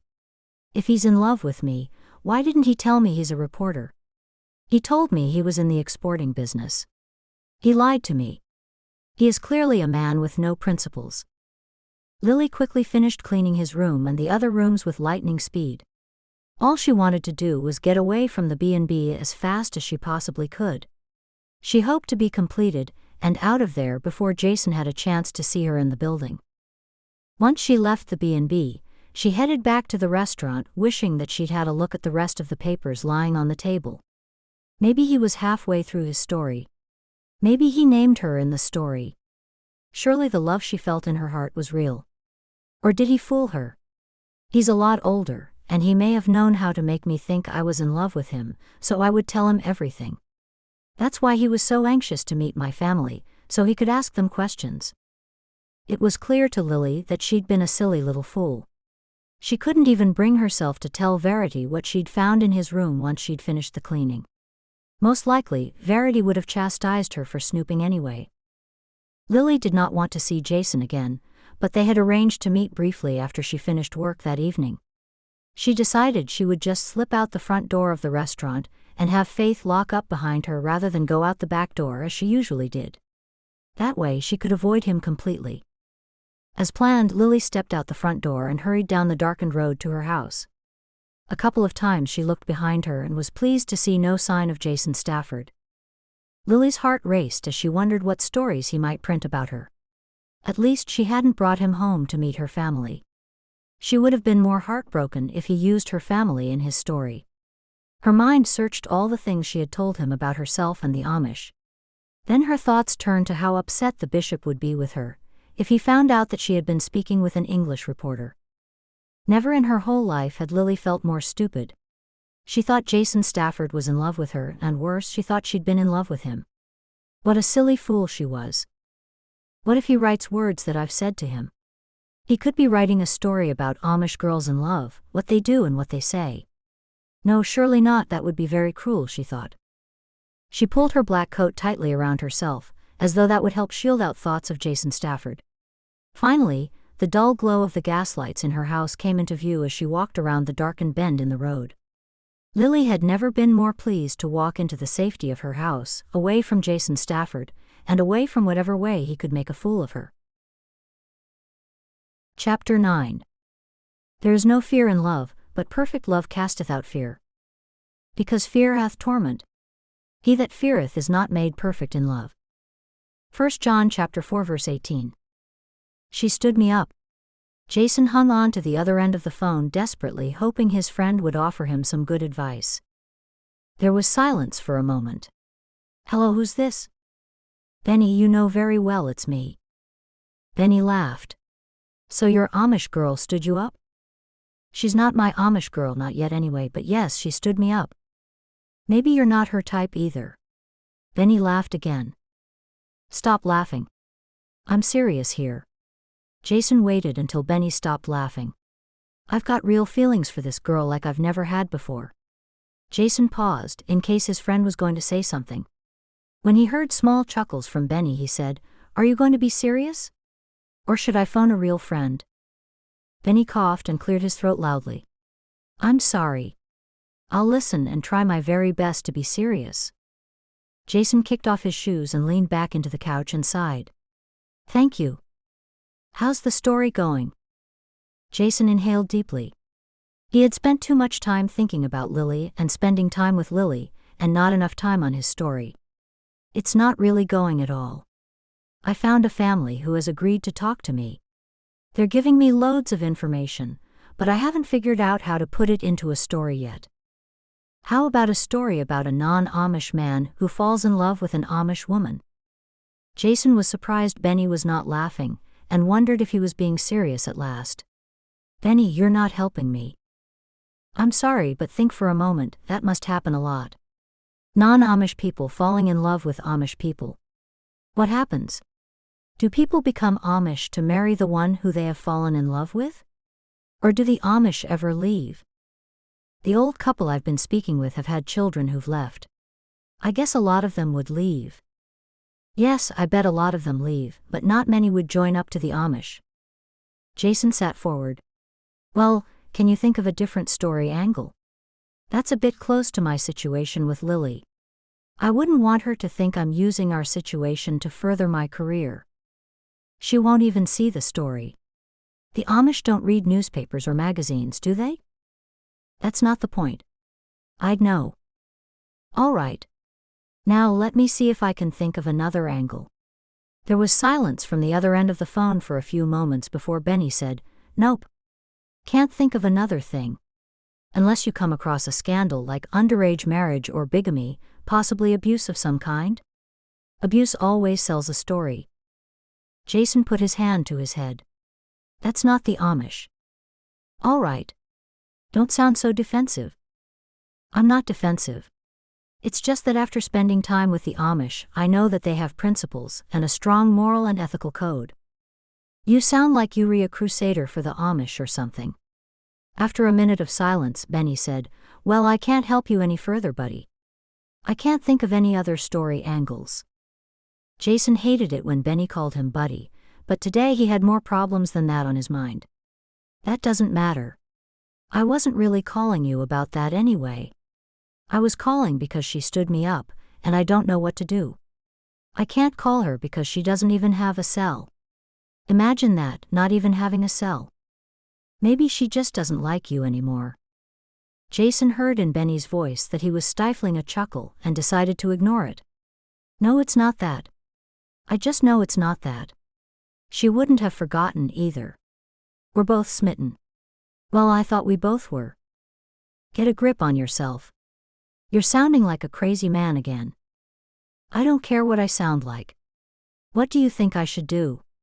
Come on, give me some advice. I've had 2 divorces. I can't even get a woman to take a second look at me, and you're asking me what you should do. Benny's voice crackled a little. Yeah, I guess that's not a good idea. You tell me what to do, and I'll do the opposite then. Jason forced a small laugh. Benny cleared his throat loudly, which Jason took as a sign that Benny was going to say something serious. Jason, I have no idea what you should do. Go and find her and talk to her. If there's one thing I know that I did wrong in all my relationships, it was lack of communication. Just go and talk to her. Once Jason ended the call, he could see his friend had finally given him some good advice. The only way he was going to find out why Lily hadn't met him outside the restaurant as arranged was to go and find out directly from her. He hoped she wouldn't say that she couldn't see him anymore because he was not Amish. Surely not, she knew right from the start that I wasn't Amish, so that couldn't have suddenly upset her. Maybe she was not feeling well and hadn't even gone to work at all, and that's why she didn't meet me after work, because she wasn't even at work. Jason's thoughts of Lily and why she hadn't met him were swirling through his head. He picked up his piles of paper and sifted through them in an effort to distract himself. The only thing was that everything he looked at was about the Amish, which reminded him of Lily. He wondered if Lily would ever leave the Amish. She seemed quite satisfied with her life, but she was around the age that Amish women get married. She did say she would think about coming back with me. She can't stay with her parents forever. As he sifted through his notes, he came across the word Rumspringa. He knew when a young person went on Rumspringa, it was a chance to try out the outside world to see if they wanted to stay or go back to the community, get baptized and live by the Amish ways. Maybe she could come back with me on her Rumspringa, if she hasn't already been baptized. But had she already decided against him in her heart? Not being able to contact Lily whenever he wanted was turning him into a nervous wreck. She doesn't even have a cell. If she had one, I'd call her right now. Chapter 10. Honor thy father and thy mother, that thy days may be long upon the land which the Lord thy God giveth thee. Exodus chapter 20 verse 12. As it was the second Sunday, and there was no meeting on that day, Lily was not surprised at all when she heard that Milton's family were coming to visit them. She would have to face seeing Milton, knowing that both their families had discussed them getting married. Lily busied herself with daily chores, helping her youngest brother John feed the chickens and collect the eggs. Usually chores were kept to a minimum on a Sunday, as it was a day of rest. However, since visitors were coming, her mom had asked her sister Esther to straighten up the garden a little. So Lily helped her sister Esther pull weeds out of the garden beds. Esther and Ben were twins who were born when Lily was just 1 year old. Before long, Lily heard her mother yelling, "Lily, come and help me in the kitchen." Lily figured that her mother wanted her to come and help prepare the food, so she could tell Milton's family that she had cooked the meal, which would make her appear to be good wife material. "Coming, Mom." Lily stood up and dusted some soil off her dress, washed her hands at the outside well, and headed to the kitchen.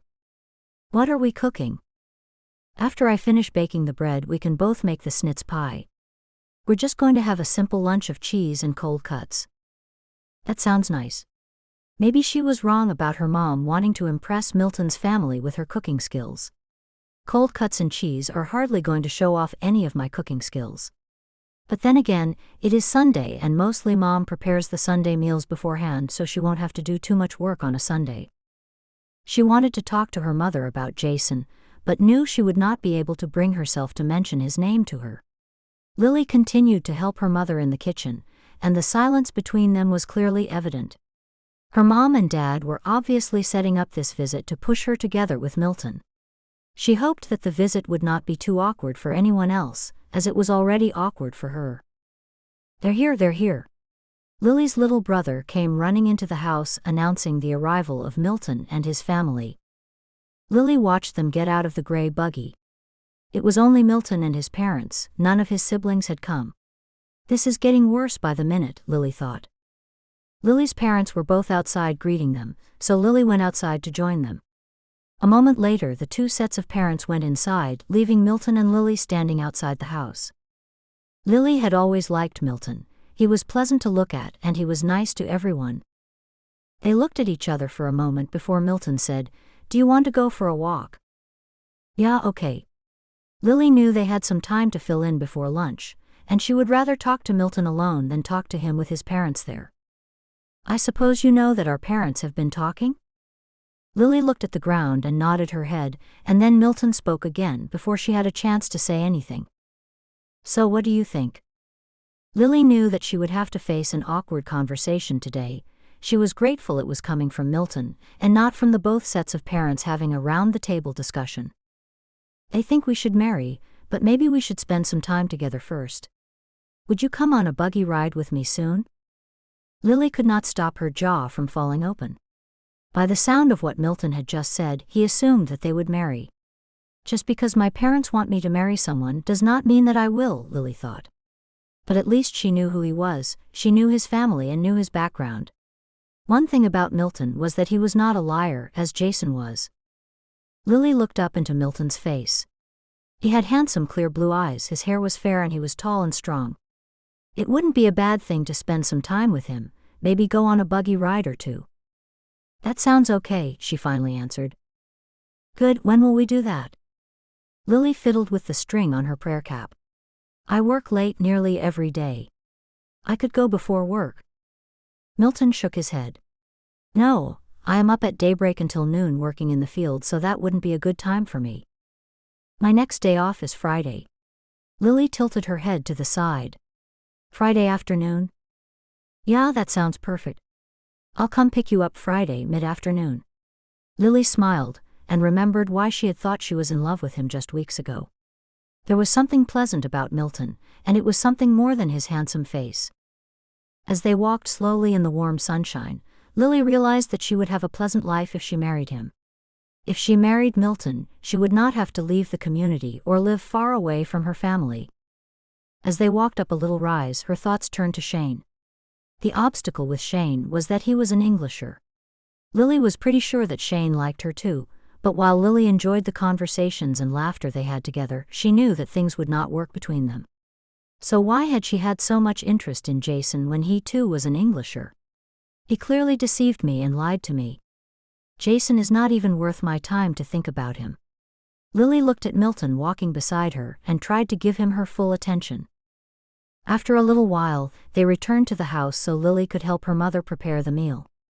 Milton stayed outside with Lily's siblings. As Lily sliced the cheese, she peered out the kitchen window to see Esther and Milton engrossed in a conversation. They would make a nice couple, Lily thought. I wonder if Esther likes him. As Lily studied the actions of Esther's body as she spoke to Milton, Lily was pretty sure that Esther liked Milton. Even throughout dinner, Lily noticed that Esther looked at Milton with softness in her eyes, as one would look at a baby kitten. Lily did not engage in conversation over dinner, and only answered questions when someone asked her something. As Milton's mom did when she asked her, Lily, do you like your work at the restaurant? Very well. I'm really enjoying it. It's good to see all the different kinds of people who come in. Milton put his fork down and looked straight into her eyes. What sort of people? Englishers, I guess. They come from all over the country. And what do you do exactly at the restaurant? Do you cook? Milton's dad asked. No, I do the drinks. Make the cafes mostly. It's quite an art to make a good cup of coffee. Esther joined the conversation. Yeah, it is an art, and Lily is great at making coffee. Just like she's wonderful at everything she does. Lily smiled at Esther. She knew that Esther was trying to help her make an excellent impression on what was most likely going to be her future in-laws. As no one else was looking at the two girls, Esther returned Lily's smile. Lily's dad cleared his throat and said to Milton, "And are you going to carry on with the farm?" Lily was embarrassed at her dad's words. It was as if he were asking how he was going to keep Lily after they were married. Yeah, I'll carry on farming. I don't see the need to do anything else. All of a sudden, Lily noticed the tension in the air. It was as if the whole dinner conversation was forced and not natural. She longed for it to be finished. Lily thought that her mom would have cooked a hot meal and given the credit to herself, and have everyone say what a clever cook she was. If it had not been a Sunday, she was sure that would have been the case, but not too much cooking was ever done on a Sunday. She also assumed that they might openly bring up the subject of Milton and herself getting married. She was glad when they didn't. Lily wished Milton and his parents were there, because Milton and Esther liked each other. Her sister would make Milton a far better match. The only man she could even think about right now was Jason, even though he had shown himself to be deceitful. Chapter 11. But the mercy of the Lord is from everlasting to everlasting upon them that fear him, and his righteousness unto children's children. Psalm chapter 103 verse 17. As Lily walked home after work the next Monday night, she heard Jason's voice behind her. Lily. She swung around to face him. Did you forget you were going to meet with me the other night? Lily stood still and took a deep breath.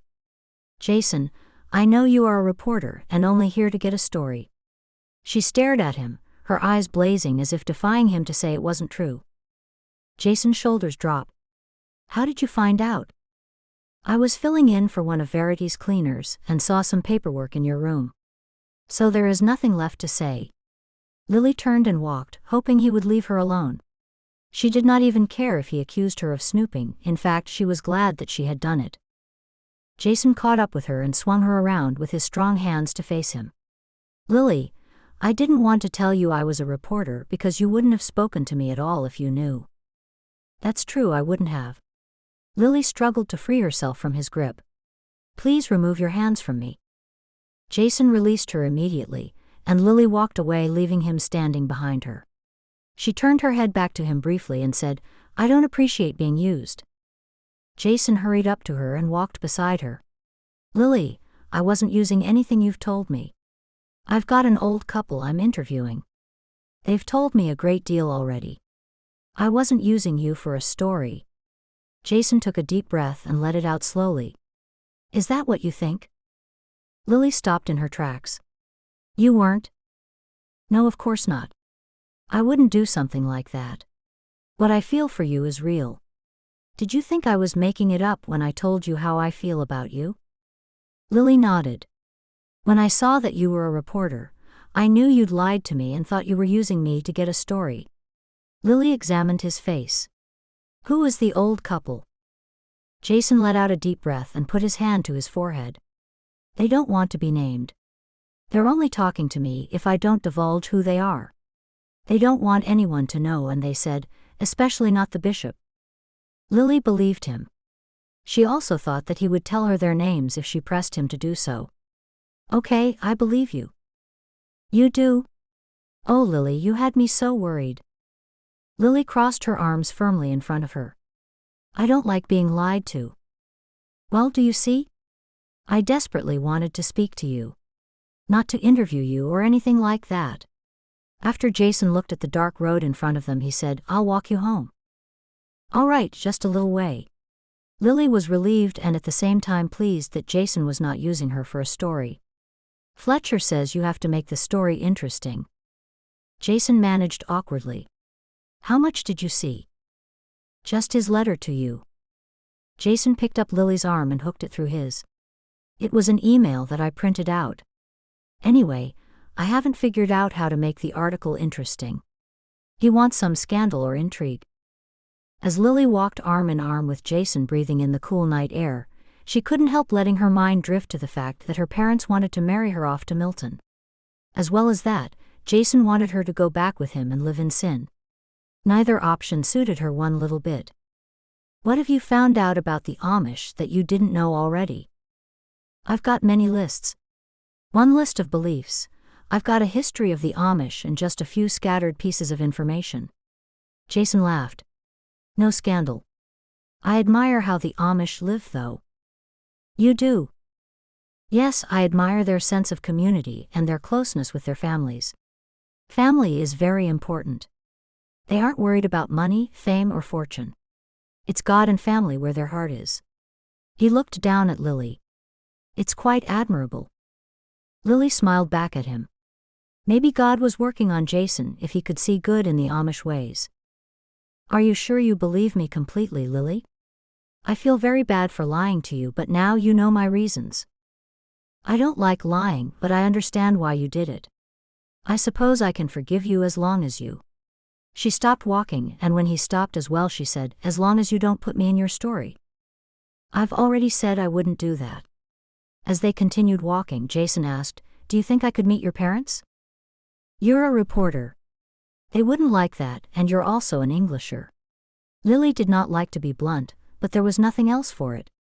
Her mom and dad would never accept a relationship between them. What sort of relationship would it be? On seeing the pained expression on Jason's face, Lily added, "What am I to say to them? Here's Jason, and he wants me to go back to Long Island with him to live in sin." Jason laughed. "I guess that wouldn't be good to say to them. How about you say that this man, Jason Stafford, standing in front of them, wants to marry their daughter?" Lily looked into Jason's face. She could feel her bottom jaw drop, and she covered her mouth with her fingertips for a moment before she asked, "You want to marry me?" "Yes, Lily, I do. I want you with me always. I've never considered marriage to be more than a piece of paper, but I'm willing to marry if that's what it takes for you to be with me forever." Lily stood in silence for a moment to consider his words. "That seems silly, Jason. We've only known each other for a few weeks. I know it's crazy, but we've got just as much chance of making a real go of it than people who've known each other for years." Lily studied the sincere expression on his face. "How do you figure that?" "I've heard of people marrying after knowing each other for only a week, and they stay married forever. On the other hand, some people who have been dating for years get married only to get divorced shortly after they got married. The Amish don't divorce. There's one couple who don't like each other at all, and they live separately, but there's never any divorce. There are a lot of divorces in the non-Amish world. I think the last statistic I heard was nearly 1 in 2 marriages will end in divorce." Lily raised her eyebrows. "That's quite high." "It is." She could not arrive at her parents' house with a man they did not know and tell them that she wanted to marry him. Normally, her parents would know the man whom their daughter would marry. Jason could not arrive on her father's doorstep, a stranger, and ask his permission to marry her. Lily put her hand to her head. She was concerned that Jason was living in a society with such a high divorce rate, and wondered if he was taking the whole thing as seriously as she was. "I'm not sure how this is all going to work." "Neither am I, but if we both want it to work out, it will." Jason sounded confident, and his confidence worked to give Lily a little hope. As they neared Lily's house, she turned to him. "Jason, I need to think about all this. Everything is happening so quickly." "I understand. Take your time to think things through." Jason picked up her hand and held it tightly. "Can you give me a couple of days?" "What? Do you mean that you don't want me to see you for a couple of days?" He pulled her gently toward him. Lily nodded. Jason gave a half-hearted shrug of his shoulders. "Sure. You know where I'm staying. Leave a message at the desk for me if I'm not there." He brought her hand carefully to his lips, kissed it, then gently placed her hand back by her side. As Lily watched him walk back along the lonely, darkened road, she knew by the feeling she had in her stomach that she was in love with him. Chapter 12. So shall the knowledge of wisdom be unto thy soul. When thou hast found it, then there shall be a reward, and thy expectation shall not be cut off. Proverbs chapter 24 verse 14. Faith, what do you think about love at first sight? It was mid-afternoon, and the lunchtime rush was over, and only 2 tables of the restaurant were occupied, which left Faith and Lily some time to talk. Faith turned to Lily and whispered, "Are you in love?" "Yeah, I am. I'm just not sure if it's a real thing or if I've gone a little silly. I feel that I have gone a little crazy." Lily giggled a little. She had to speak to someone about her feelings, and Faith had always been a friend to her, as Faith's sister Verity had been also.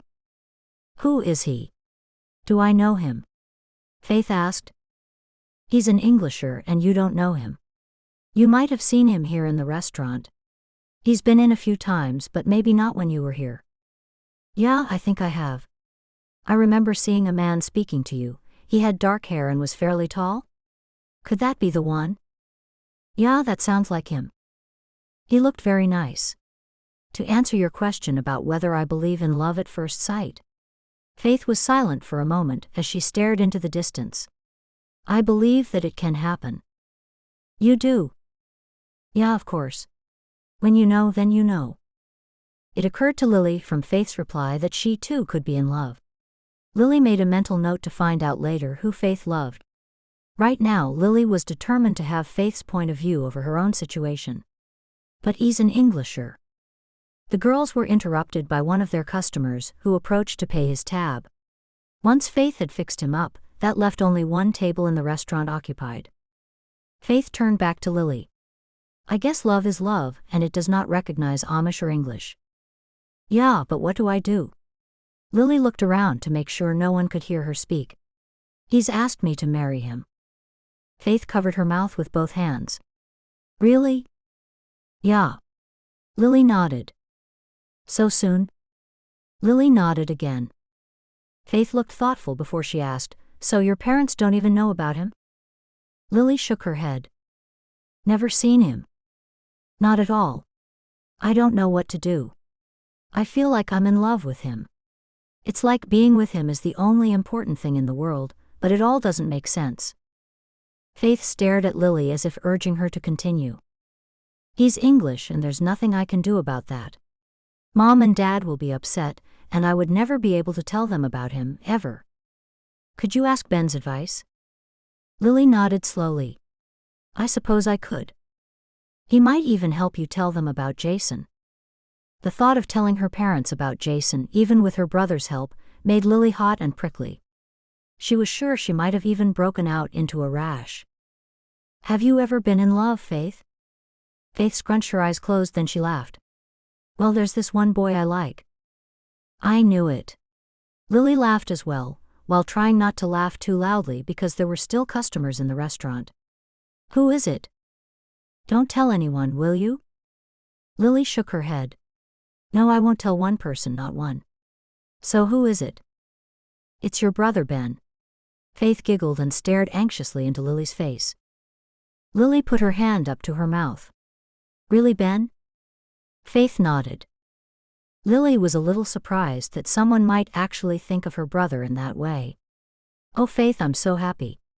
I don't know why I didn't think of that before. You two are perfect for each other. Does he know that you like him? Does he like you as well? Faith was 1 year younger than Lily, which was the same age as Ben. No, he does not know I like him, and don't you go telling him either. I don't know how he feels about me, but I want to wait and see if he likes me too. I don't want anyone to have to prod him towards me. Lily laughed. Okay, no prodding. To think that one day you might be my sister-in-law. Lily did not have the same patience as Faith, and she also thought it was wrong for Faith to hang back. There were so many young Amish people looking to pair up that Lily hoped Faith would not end up leaving things too late. Sometimes boys need a little prod, Lily thought. Faith smiled and her fingers fiddled with her apron. I'll have to get him to notice me first. I'm sure he will. Lily wondered what she could do to help things along for Faith without betraying her confidence. As Lily hoped, Jason was waiting outside when she finished work. Lily giggled when she saw him, and after she locked the back door behind her, sat on the step. You're supposed to be giving me time to think. I know, but I couldn't keep away from you. Jason put out his hand and helped Lily to her feet. Can I walk with you just a little way? Lily had been doing a lot of thinking about him throughout the day, and was glad he had come to see her. She took his hand and stood. Jason looked into Lily's eyes. Don't worry. I won't pressure you or anything. I just wanted to see you, that's all. I'm glad you came. Lily was a little embarrassed under his intense gaze. She diverted her eyes from his and tied her prayer cap on properly as she noticed the breeze was quite brisk. As they walked together arm in arm, Lily breathed in the smell of the fresh night air. She considered it safe to be close to him since no one was around at that late hour. There was no one to judge and no one who would gossip about her. How's the story going? Have you found any scandals? Lily giggled at the thought of there being scandals amongst the Amish. She was nearly 20 and had not heard of one scandal, at least nothing that would be scandalous for an Englisher. Jason gazed straight ahead into the distance. I'm just stuck on it. I've got a lot of information, I just have to find an angle, something to tie it all together.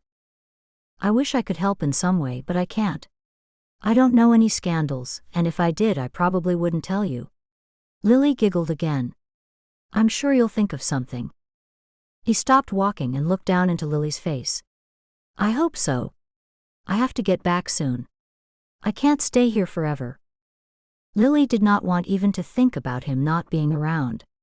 It felt like he had always been there. When do you have to go back? Whenever I finish the story, but I've already been here long enough to have finished. I think I can squeeze in another few days if I tell Fletcher it's taking longer than I thought it would. Lily swallowed hard. I hope you can stay longer. Don't forget that you promised me Friday all day. I won't forget. How could I? They stood for a moment, face to face with their bodies only inches apart. Lily looked at his perfectly shaped lips and wanted to taste them. She was sure he wanted to kiss her too. The moment was broken when he stepped back a small distance. Lily, you are driving me wild. Go now before you make me do something that we'll both regret. Lily's breathing had become so shallow she could hardly speak. She managed to say goodbye, then turned and walked away from him. For all she knew, he could have stood there staring at her, or he could have turned briskly and headed back to the B&B. All Lily knew was that her heart was beating hard, and she had been overcome with a desire to press her lips to his and to feel the hardness of his body against hers. She did not know if the feelings she was having were right or wrong. All she knew was that no other man had ever made her have those feelings. She had never wanted to kiss a man until she had met Jason. In the past she had an attraction to Shane and to Milton, but those were mere crushes, and she was certain her feelings for Jason were love, pure love. Jason watched Lily until she was out of sight. He resisted the urge to run after her and hold her in his arms once more. There was something that felt right when she was in his arms. He was proud of his self-control, which enabled him to resist the powerful urge he just had to kiss her. He knew the Amish looked upon physical contact differently to the culture in which he was raised. He wanted to be respectful of her way of life. He hoped that one day he would be able to do more than hold her in his arms and hold her hand. He wanted to feel her full, sweet lips against his own. Once she was out of sight, he walked the dark and chilly road back to the B&B, while he compared Lily to all the women he had dated over the years. She was different to every other woman he had ever known. Lily was pure goodness and light, as though she were a rose just beginning to bloom. He wanted to be the one to protect that rose, protect her from anything that might harm or spoil her. Chapter 13.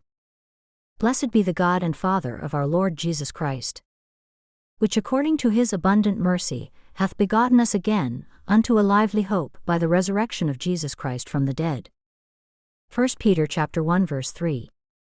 On Friday it was raining and quite cold, but that did not dampen Lily's spirits one little bit. The day was going to be glorious if she could spend it with Jason. She left her house at the same time she would have if she had been going to work. Pangs of guilt pitted against her stomach as she told her mom and dad she had been asked to work at the B&B that day.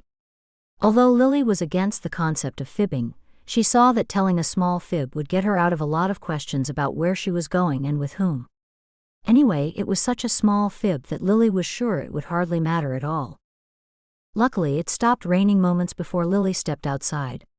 Before she got far, she saw that Jason's car was parked up the road a little way.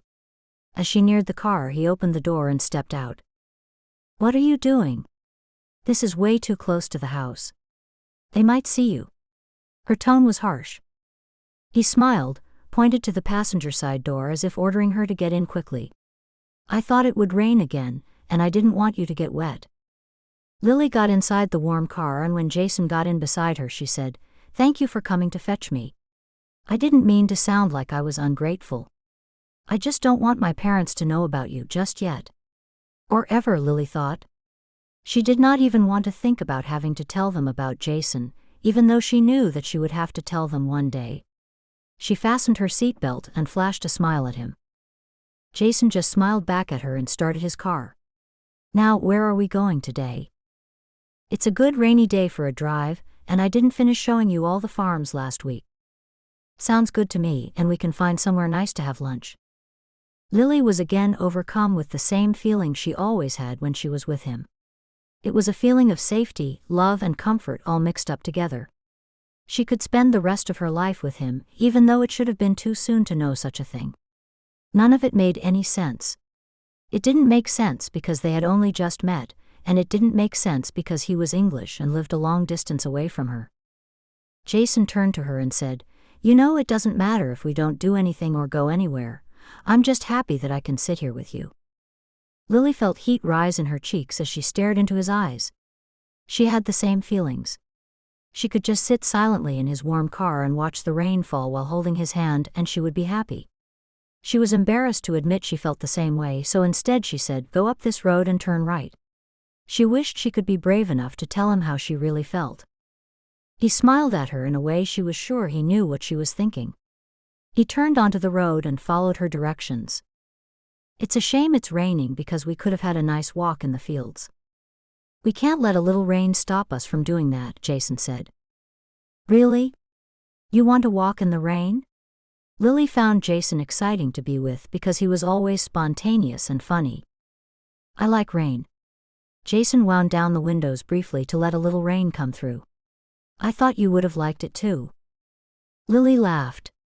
"Oh, I'm getting wet." Lily moved a little closer to him, to get away from the rain that was coming through the window. "I do like the rain." Lily remembered how she would run around in the rain with Ben and Esther when they were little. They loved jumping in the puddles until they were scolded, and their mother made them come inside. She would always say, "You'll catch your death of cold." Jason smiled and closed the windows. "I've got a blanket and a big raincoat in the trunk. We can share it." The idea of sharing a raincoat or a blanket with Jason was an idea that was most appealing to Lily. It was a fine way to be close to him. "Go left at the next road and go about 5 miles. As he made the left turn, he glanced at Lily. "So where are we going?" "I'm taking you to a place where we can go for a nice stroll in the rain." Jason chuckled. "Okay. I'm game." As they reached a clearing on the side of the road, Lily pointed and said, "Pull over here." Once Jason stopped the car, she said, "This is a nice place for a walk. Although I've never walked here in the rain before." "Well, Miss Shrum, there is a first time for everything." Lily looked up at him with raised eyebrows. "How did you know my last name?" "I'm a journalist, remember? We have the ability to find out all sorts of things." He opened his car door slightly. "You stay here until I get the raincoat out of the back." Lily stayed put and waited until he tapped on her window. He was covered with what looked like a large black plastic sheet. As she got under the plastic covering with him, his manly scent caused little tingles of excitement to ripple through her body. He held her close to him. "Stay close to me so you don't get too wet." "Which direction?" "This way." Lily nodded her head in the direction she wanted to go. A little smile tugged at the corners of her lips as she enjoyed the feel of his warm masculine body against her. Lily did not even care that her dress would be soaked through by the time she got home later that day. The bottom of her dress was already soaked from the high wet grass, and they had only gone a few steps. Jason looked in all directions. "Whose property is this?" Lily shrugged her shoulders. "I'm not sure." "Are we trespassing?" Lily giggled. "Probably. I don't think anyone will mind." "What's that over there?" Lily followed the direction that Jason was pointing to. "Looks like an old barn." Jason immediately changed their direction as he said, "Let's go there." Lily pulled him back a little. "No, we can't. Someone might be there, and then they may mind that we are trespassing." Jason strode on regardless, pulling Lily with him. "If someone is there, I'll just pick you up in my arms and run fast back to the car." She had no choice but to agree with him unless she wanted to stand in the rain alone. "All right then." Once they stood in front of the old barn, Jason pushed the door open with his large hand and walked inside. The air smelled thick with stale hay and dust. It was deserted, except for some bales of hay in the corner. Lily tried to shake some water out of her dress. They must just use this for extra storage for their hay. "You haven't been on this property before?" "Years ago, not recently." Jason moved some bales of hay for them to sit on, and then spread out the blanket he brought with him. Lily sat next to Jason on the bales of hay, and they watched the rain fall in the field through the open barn door. After a few hours of telling each other about their lives, Jason looked at his watch and said, "Do you have to be home at any particular time?" "I have to be home in time to help with dinner, about 5. It's just after 5 now." "Oh no." Lily jumped to her feet. "We better go now." Lily found it hard to believe that the time had passed so quickly. They had spent the whole day in the barn watching the rain and talking. Jason bundled everything up, and they both hurried back to the car. As usual, Jason stopped his car a little distance from her house so she could walk the rest of the way with no one seeing him. Moments after Jason's car had driven away, she saw Milton's buggy coming toward her. She was struck with horror, as she remembered she had agreed to go on a buggy ride with him on Friday. And today was Friday. Chapter 14. God is not a man that he should lie, neither the Son of Man that he should repent. Hath he said, and shall he not do it? Or hath he spoken, and shall he not make it good? Numbers chapter 23 verse 19. Milton pulled the buggy up beside her in the middle of the deserted road, and put his hand to his hat. Lily, did you forget about our buggy ride? Oh Milton, I'm so sorry, I was called in to work today and I completely forgot to let you know about it. The truth was she had forgotten about the buggy ride with him almost as soon as she had agreed to it. She was only concerned with Jason and no other man. Work? Milton stared at her for a moment, and when she added nothing further, he clicked his horse forward without saying another word. That was weird, he didn't even say goodbye, it was as if he didn't believe me. Before Lily reached her house, she saw Ben running toward her from the fields. She stopped still and waited for him. Ben's face was flushed and he was a little out of breath. Lily, Mom and Dad heard you were with an Englisher today and not working. They're furious you lied to them. He took a couple of quick breaths before he said, Milton found out too when you weren't here to go on the buggy ride with him. Lily's hand flew to her mouth. Oh no, Milton found out too. As if things couldn't be bad enough, now Milton knew that she had forgotten about him in favor of another man. Yeah, he was at the house when Mrs. Lapp visited, and she told everyone that she saw you getting into an Englishman's car. Lily exhaled deeply and looked up at the sky. Mrs. Lapp was well known to be a gossiper, and since her husband died some years ago it seemed she had nothing better to do. Thanks for warning me, Ben. Ben turned and walked back to the fields while Lily walked at a steady pace toward the house ready to face her parents. She knew they would be mighty angry with her. She had to work out what she would say to them, and she had to think fast. Once she walked in the house, she headed to the kitchen to help her mom with the evening meal. What can I do to help, Mom? Her mom turned from stirring something bubbling on the stove. Your dad and I want to speak with you after dinner. Okay. Lily busied herself helping in the kitchen, and not a word was spoken between the two of them of Milton or of the Englisher she was seen with. There was a tense silence during dinner. It was clear that even her siblings knew she was in trouble over something. Once the dinner cleanup was finished, the younger children, including Esther who was Ben's twin, were sent to bed while Lily and Ben remained in the sitting room. Lily sat on a couch opposite her parents, and Ben was on the other side of the room, listening, but it was clear that he was not expected to be involved in the conversation. Lily considered that her dad let Ben listen to the conversation, because as a man he was the next in line to be the head of the house. Her mother began. Lily, you missed a buggy ride with Milton. He came here expecting to take you and you weren't here. He said that he arranged it with you when he was here on Sunday. He was very upset. Her dad said, worse than that, he was here when we got a visitor who had seen you in town with an Englisher. You lied to us, you weren't at work. You were seen with an Englisher. Most likely the same Englisher you were seen with last week. Lily glanced at Ben who was sitting just looking at the floor. She knew Ben would help her if he could, but it wasn't his place to enter into the conversation, he was there to just listen. There was nothing for it but to tell them the truth. She wished she didn't have to tell them at all, but now other people were getting hurt. Milton was clearly upset, and she didn't want her brother to have to listen to all of her wrongdoings. I won't deny it. His name is Jason Stafford and I am in love with him. Her mother gasped and put her knuckles in her mouth, and her other hand flew to her stomach as if she were going to be sick. Her dad just stared at her as if he already knew she was going to say just that. With her hand still pressed against her stomach, her mother said, What about Milton? He's a fine young man, and he'd make a very wonderful husband for you. Poor Milton, he looked so upset when you weren't here. He looked like he was going to cry when he heard you were with another man. At hearing his mom say that, Ben choked back a laugh, and when everyone looked at him he said, Sorry. After her dad was finished glaring at Ben for his outburst, he turned back to Lily. No good comes from lying, Lily. You need to apologize to Milton. Yeah, I already have apologized to Milton about forgetting the buggy ride. I met him on the road on the way here. Her mom said, no, I think he would have lost interest now.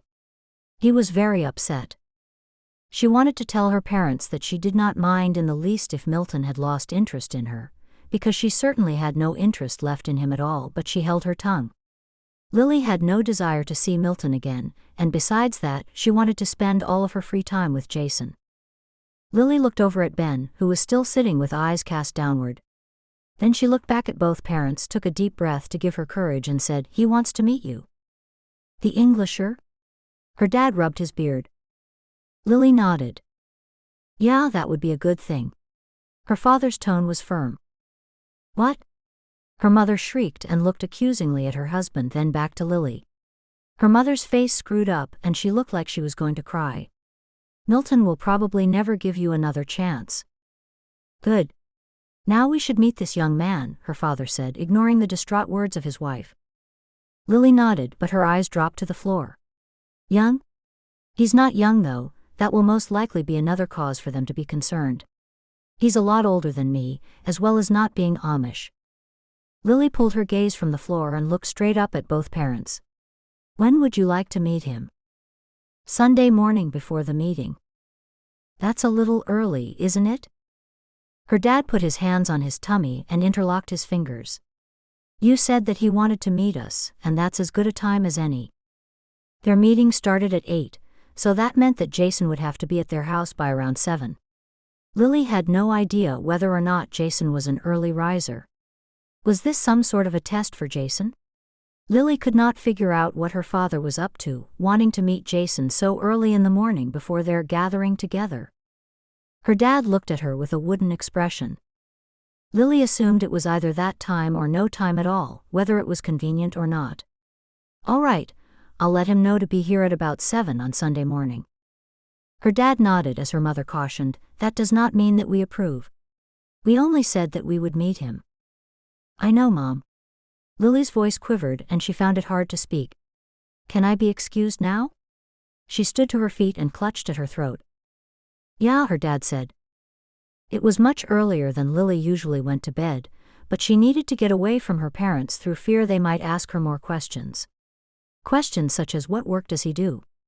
Would they even allow him in the house if they knew he was a reporter? She was sure they would not. I told my parents about you. You did? Jason looked delighted. It was Saturday after Lily had finished work, and as usual they were spending a few minutes together walking the streets before Lily had to go home. Can you come to my house tomorrow morning early, really, really early? We go to our meeting at 8, so it would have to be at 7. Sure, I can be there at 7. Lily had no idea how their relationship would work, but Jason meeting her parents was certainly a step in the right direction. Funny enough, it worked out well that Mrs. Lapp told her parents about Jason, otherwise she might never have plucked up the courage to tell them. Oh, and of course, I haven't told them you are a reporter. Don't you think you should tell them before I get there?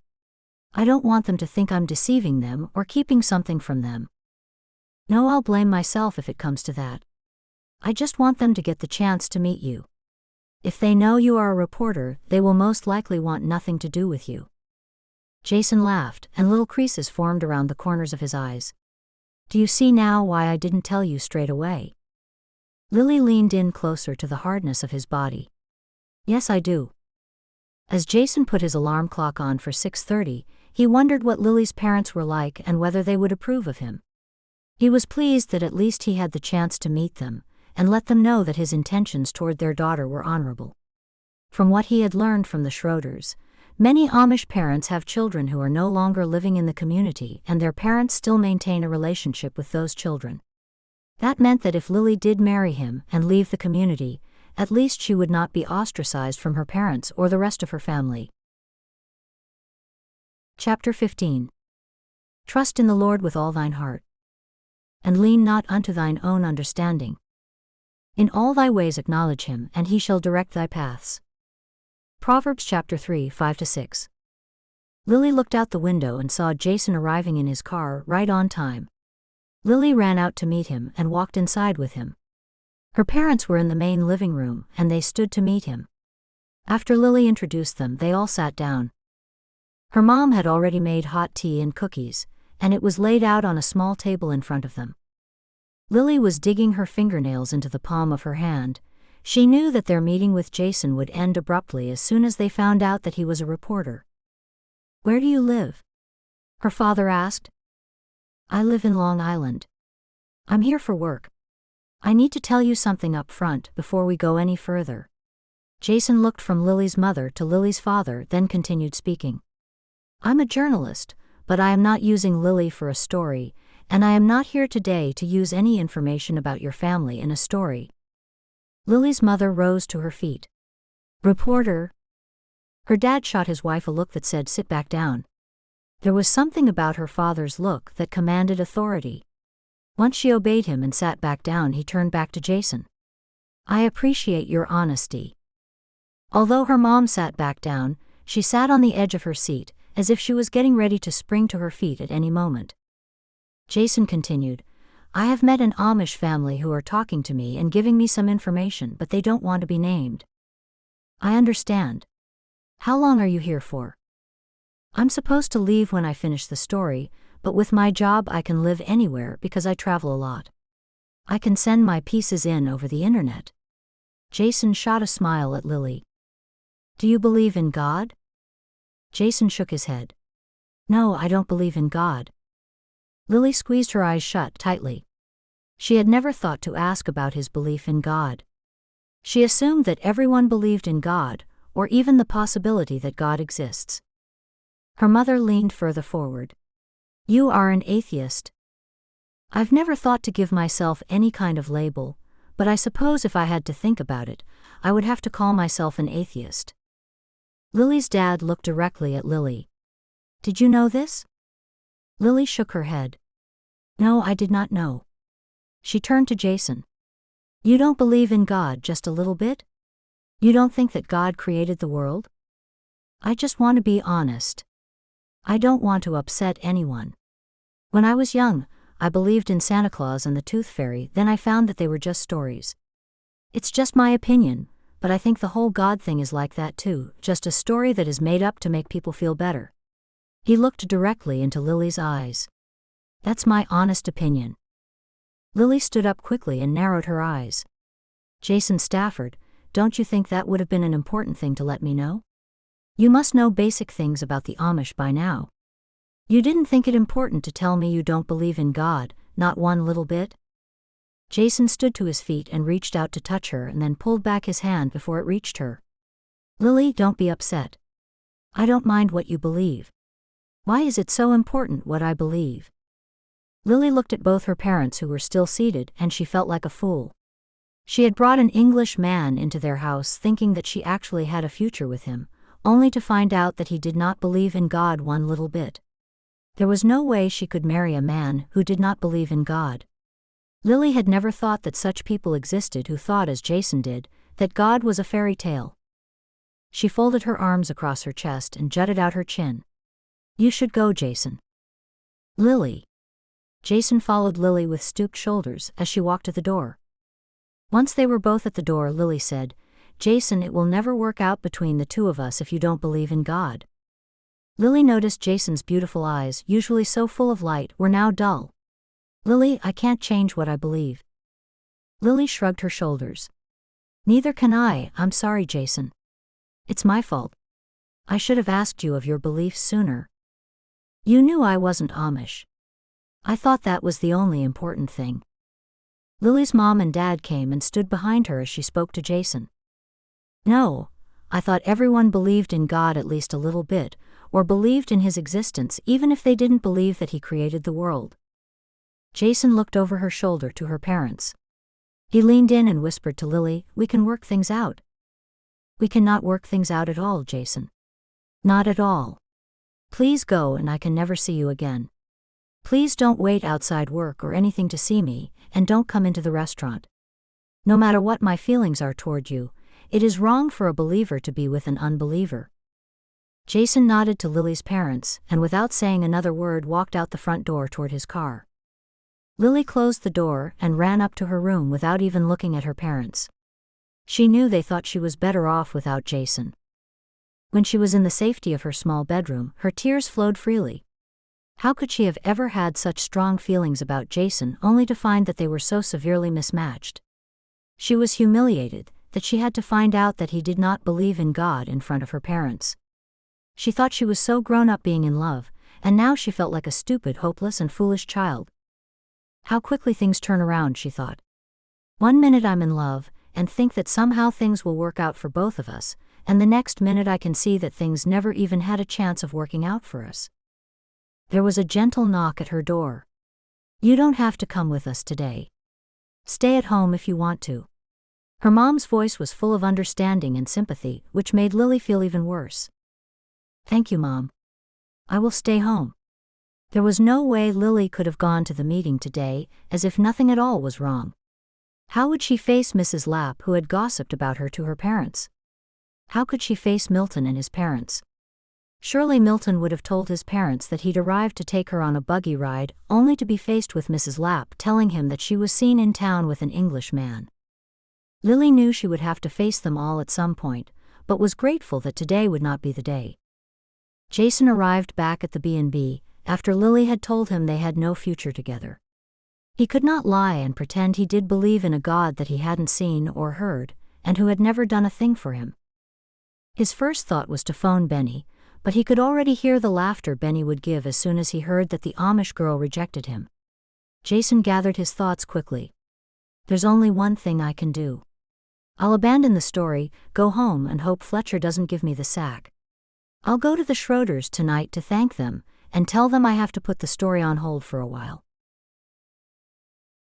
Chapter 16. Fear thou not, for I am with thee, be not dismayed. For I am thy God, I will strengthen thee. Yea, I will help thee, yea. I will uphold thee with the right hand of my righteousness. Isaiah chapter 41 verse 10. Months later. The embarrassment Lily had over forgetting the buggy ride with Milton some time ago was brought home to her every time Milton came to call on her sister Esther. She was happy for Esther and Milton, but whenever she saw Milton she was reminded of the brief time she had spent with Jason. Lily would not have been surprised at all if Esther and Milton got married next wedding season.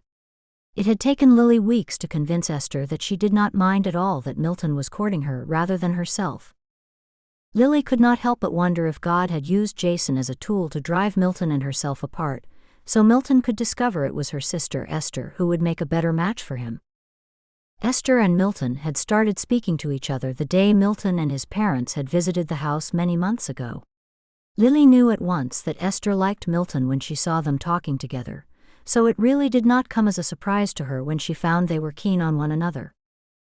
Esther told Lily that they spoke again at the next youth group, and after one of the singings he asked if he could drive her home in his buggy. They had been courting ever since.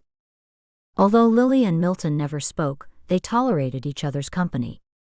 Lily assumed Milton thought little of her for lying, and she was uncomfortable around him as she found him to be a reminder of the relationship she'd had with Jason. Due to a plane accident that caused Jason to have a broken arm, he was forced to have 2 weeks off from work. With one hand, he unwrapped the Bible he'd bought at the bookshop on the way back from the hospital. He was tired from his ordeal. Not only was he tired from the pain in his arm, he was also tired answering all the questions the airport officials and detectives were asking about the crash. He lay down on his couch and opened the Bible and began to read. The Bible had fallen open at the Psalms, which Jason thought to be like poetry, but poetry that was comforting. He prayed a little prayer. "God in heaven, please help me to see what you want me to see." He was now a survivor of a plane crash, joining a privileged few who could say they survived a plane crash. Jason knew that he would never be the same Jason Stafford who had stepped onto that plane. Now his life was changed forever. After he finished reading some of the Bible, he placed it down next to a pile of unopened mail that had gathered while he had been away on assignment. As he slowly shuffled through the envelopes, he saw that one was handwritten, which was unusual as he never got letters, only junk mail or bills. He turned the letter over to see that it came from the Schroeders of Lancaster County. He opened it and saw it was an invitation to their daughter's wedding. They had invited him to their daughter's wedding some time ago, but Jason thought they would not invite him once he had postponed the story. This is my chance to see Lily. I hope she is at the wedding. Anyway, if she isn't, I will call on her. Now that I do believe in God, there will be nothing to keep us apart. Jason wasn't quite sure how things would work out between them, but he knew he could still keep his job and work from Lancaster County. It might mean a longer drive to an airport with his traveling, but that was nothing if he could be with the woman he loved. Jason knew he could not become Amish because he wasn't ready to step back in time and forego all the modern conveniences he had grown up with. Besides that, he needed the computer and his cell phone for his job. He also needed to travel for his job. What will I do if she will only have me if I become Amish? Maybe believing in God will not be enough for her. Jason decided, rather than worry, there was only one way to find out whether Lily would accept him, and that was to speak to her face to face. The Schroeder's daughter's wedding was the perfect opportunity. The first wedding of the season was the wedding of Mr. and Mrs. Schroeder's youngest daughter. Lily had tried to put Jason out of her mind, but had finally resigned herself to the fact that she was going to think about him every day. Doing so was much easier, she found, than fighting it. Lily's dad parked their buggy amongst all the other buggies at the Schroeders, and they made their way inside the large house. This was the first time Lily had ever been inside the Schroeders' house. Englishers at any Amish wedding always stood out from the crowd, and today was no exception. Lily's eyes went directly to 4 Englishers, and she was most surprised to see that one of the Englishers was Jason. She quickly ducked behind a crowd of people to avoid being seen by him. The Schroeders must be the family who were giving him information. How else would he have an invitation to the wedding, she realized. Lily had no idea about Jason's Amish story, and whether or not it had been published. Lily sat as far away as she could from the Englishers. Because they weren't a part of the community, the Englishers who attended the wedding had to sit a distance away. During the bishop's talk, Lily could see that Jason's eyes were scanning the room. Their eyes met, and he looked away. Once the bishop finished his talk, the marriage service began. The 2 who were being married stood in front of the bishop. Lily wished Jason was not there. She thought it was a mockery, him not believing in God, and then coming to watch 2 people be joined together for the rest of their lives by God. Maybe he doesn't even believe in marriage. What does it matter? I don't care what he believes or doesn't believe. Lily looked across at Jason. He still looked exactly as she had remembered him, dark, handsome, and he still made her heart race, but they were from 2 different worlds. Her father always quoted from the Bible, "Be ye not unequally yoked together with unbelievers, for what fellowship hath righteousness with unrighteousness, and what communion hath light with darkness?" At that moment, Jason looked at her again and Lily looked away. The Schroeders must think quite highly of him to invite him to their doctor's wedding, Lily thought.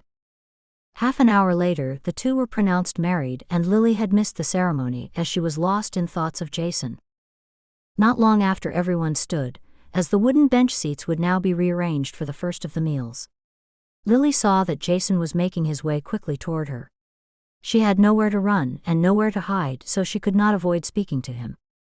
"Lily, I need to speak to you." He was dressed in black trousers, white long-sleeved shirt, and had a black coat over his arm. "No, Jason, you know that we have nothing to say to each other. It's all been said." Lily backed away from him. He took a couple of small steps toward her. "Just listen to what I have to say, please. If you ever cared anything about me, Jason, you will leave me be." Lily turned and hurried toward the kitchen to see if she could be of any help to the ladies cooking the meal. A small annex was erected just outside the back door, which held portable cooking equipment, as the kitchen was not large enough to handle the huge volume of meals. Lily was sure the ladies would need help. The ladies in the kitchen were well organized, and had no room for Lily to help them in any way, so they politely shooed her out. Since she couldn't help with the meal, Lily was determined to be one of the people in the first sitting of the meal, so she could make her escape from Jason as soon as possible. The bride and groom sat at the head table with around 10 other people. As Lily did not know the couple well, she thought it more appropriate to sit at the back of the room. Esther came and sat next to her. Lily leaned toward Esther and whispered, "It will be your wedding soon." Esther smiled and said, "I hope so. Next wedding season maybe."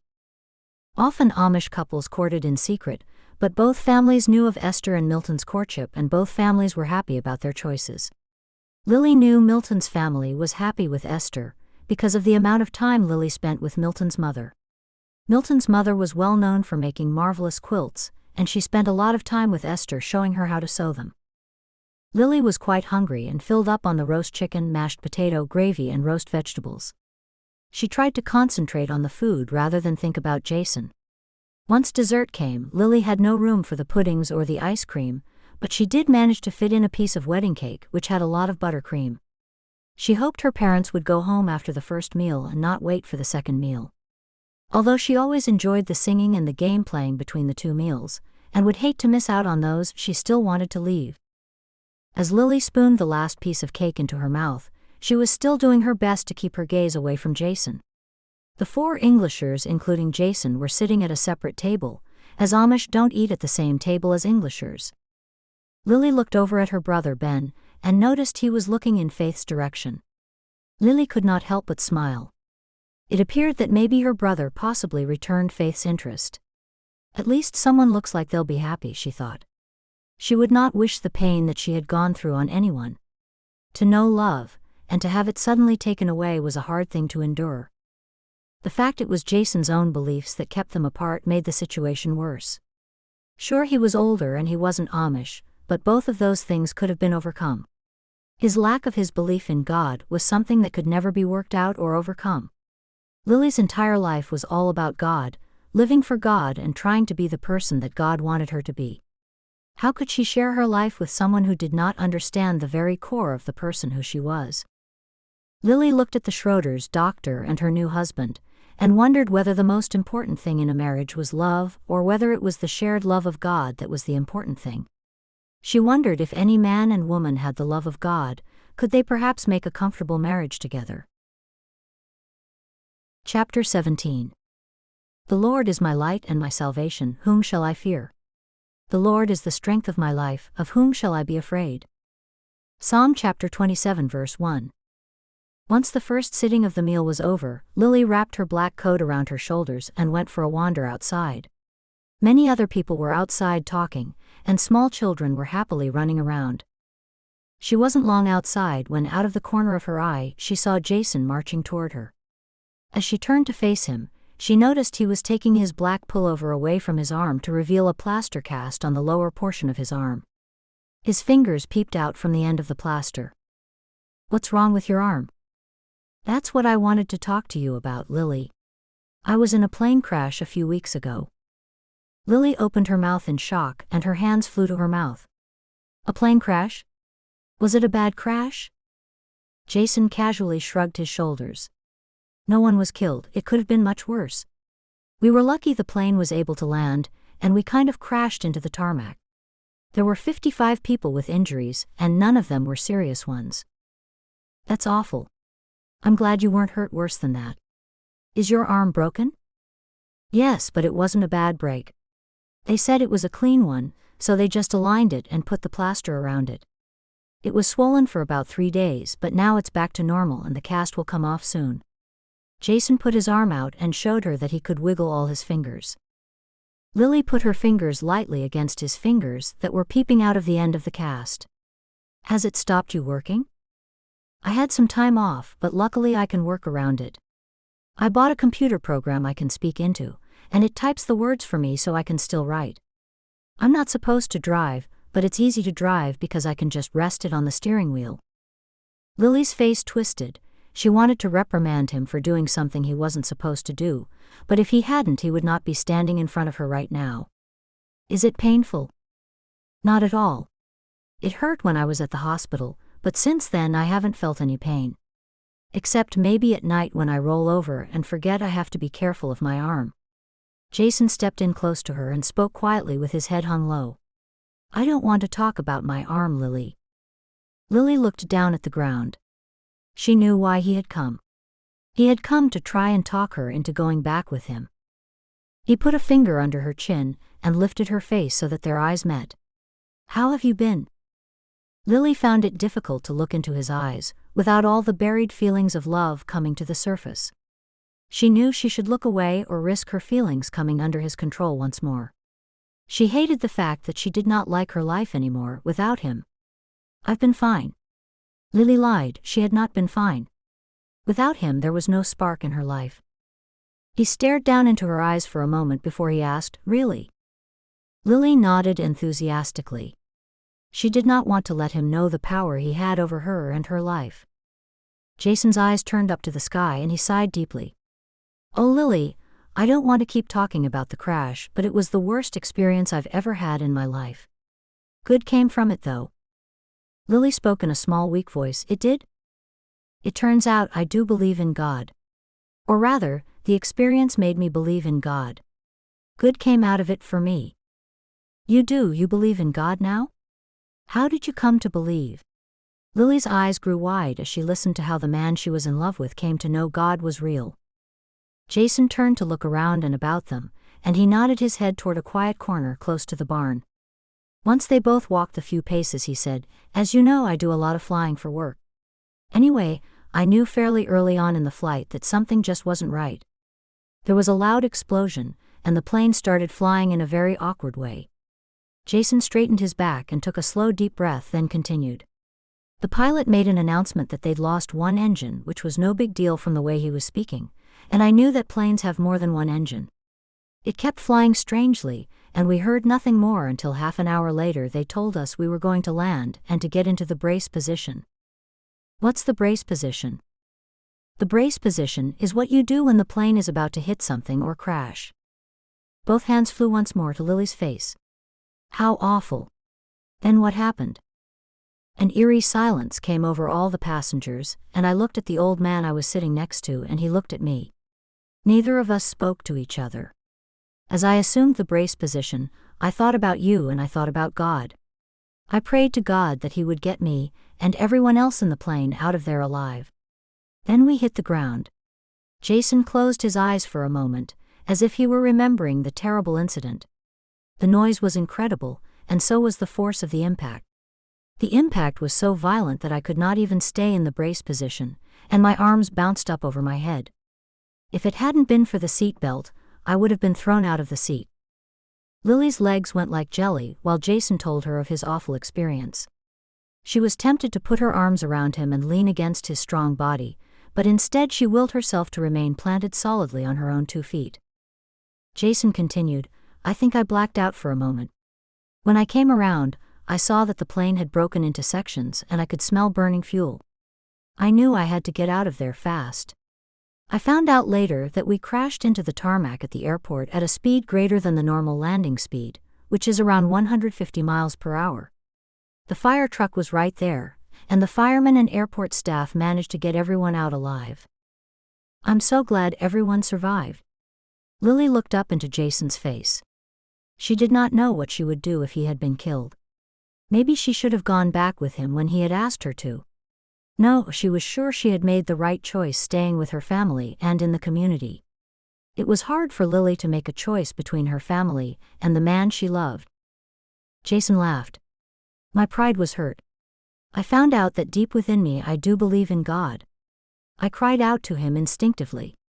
Jason looked around to see if anyone was watching the two of them. When he discovered that no one was watching, he held her hand. He pulled her behind a large tree between the Schroeder's barn and the house.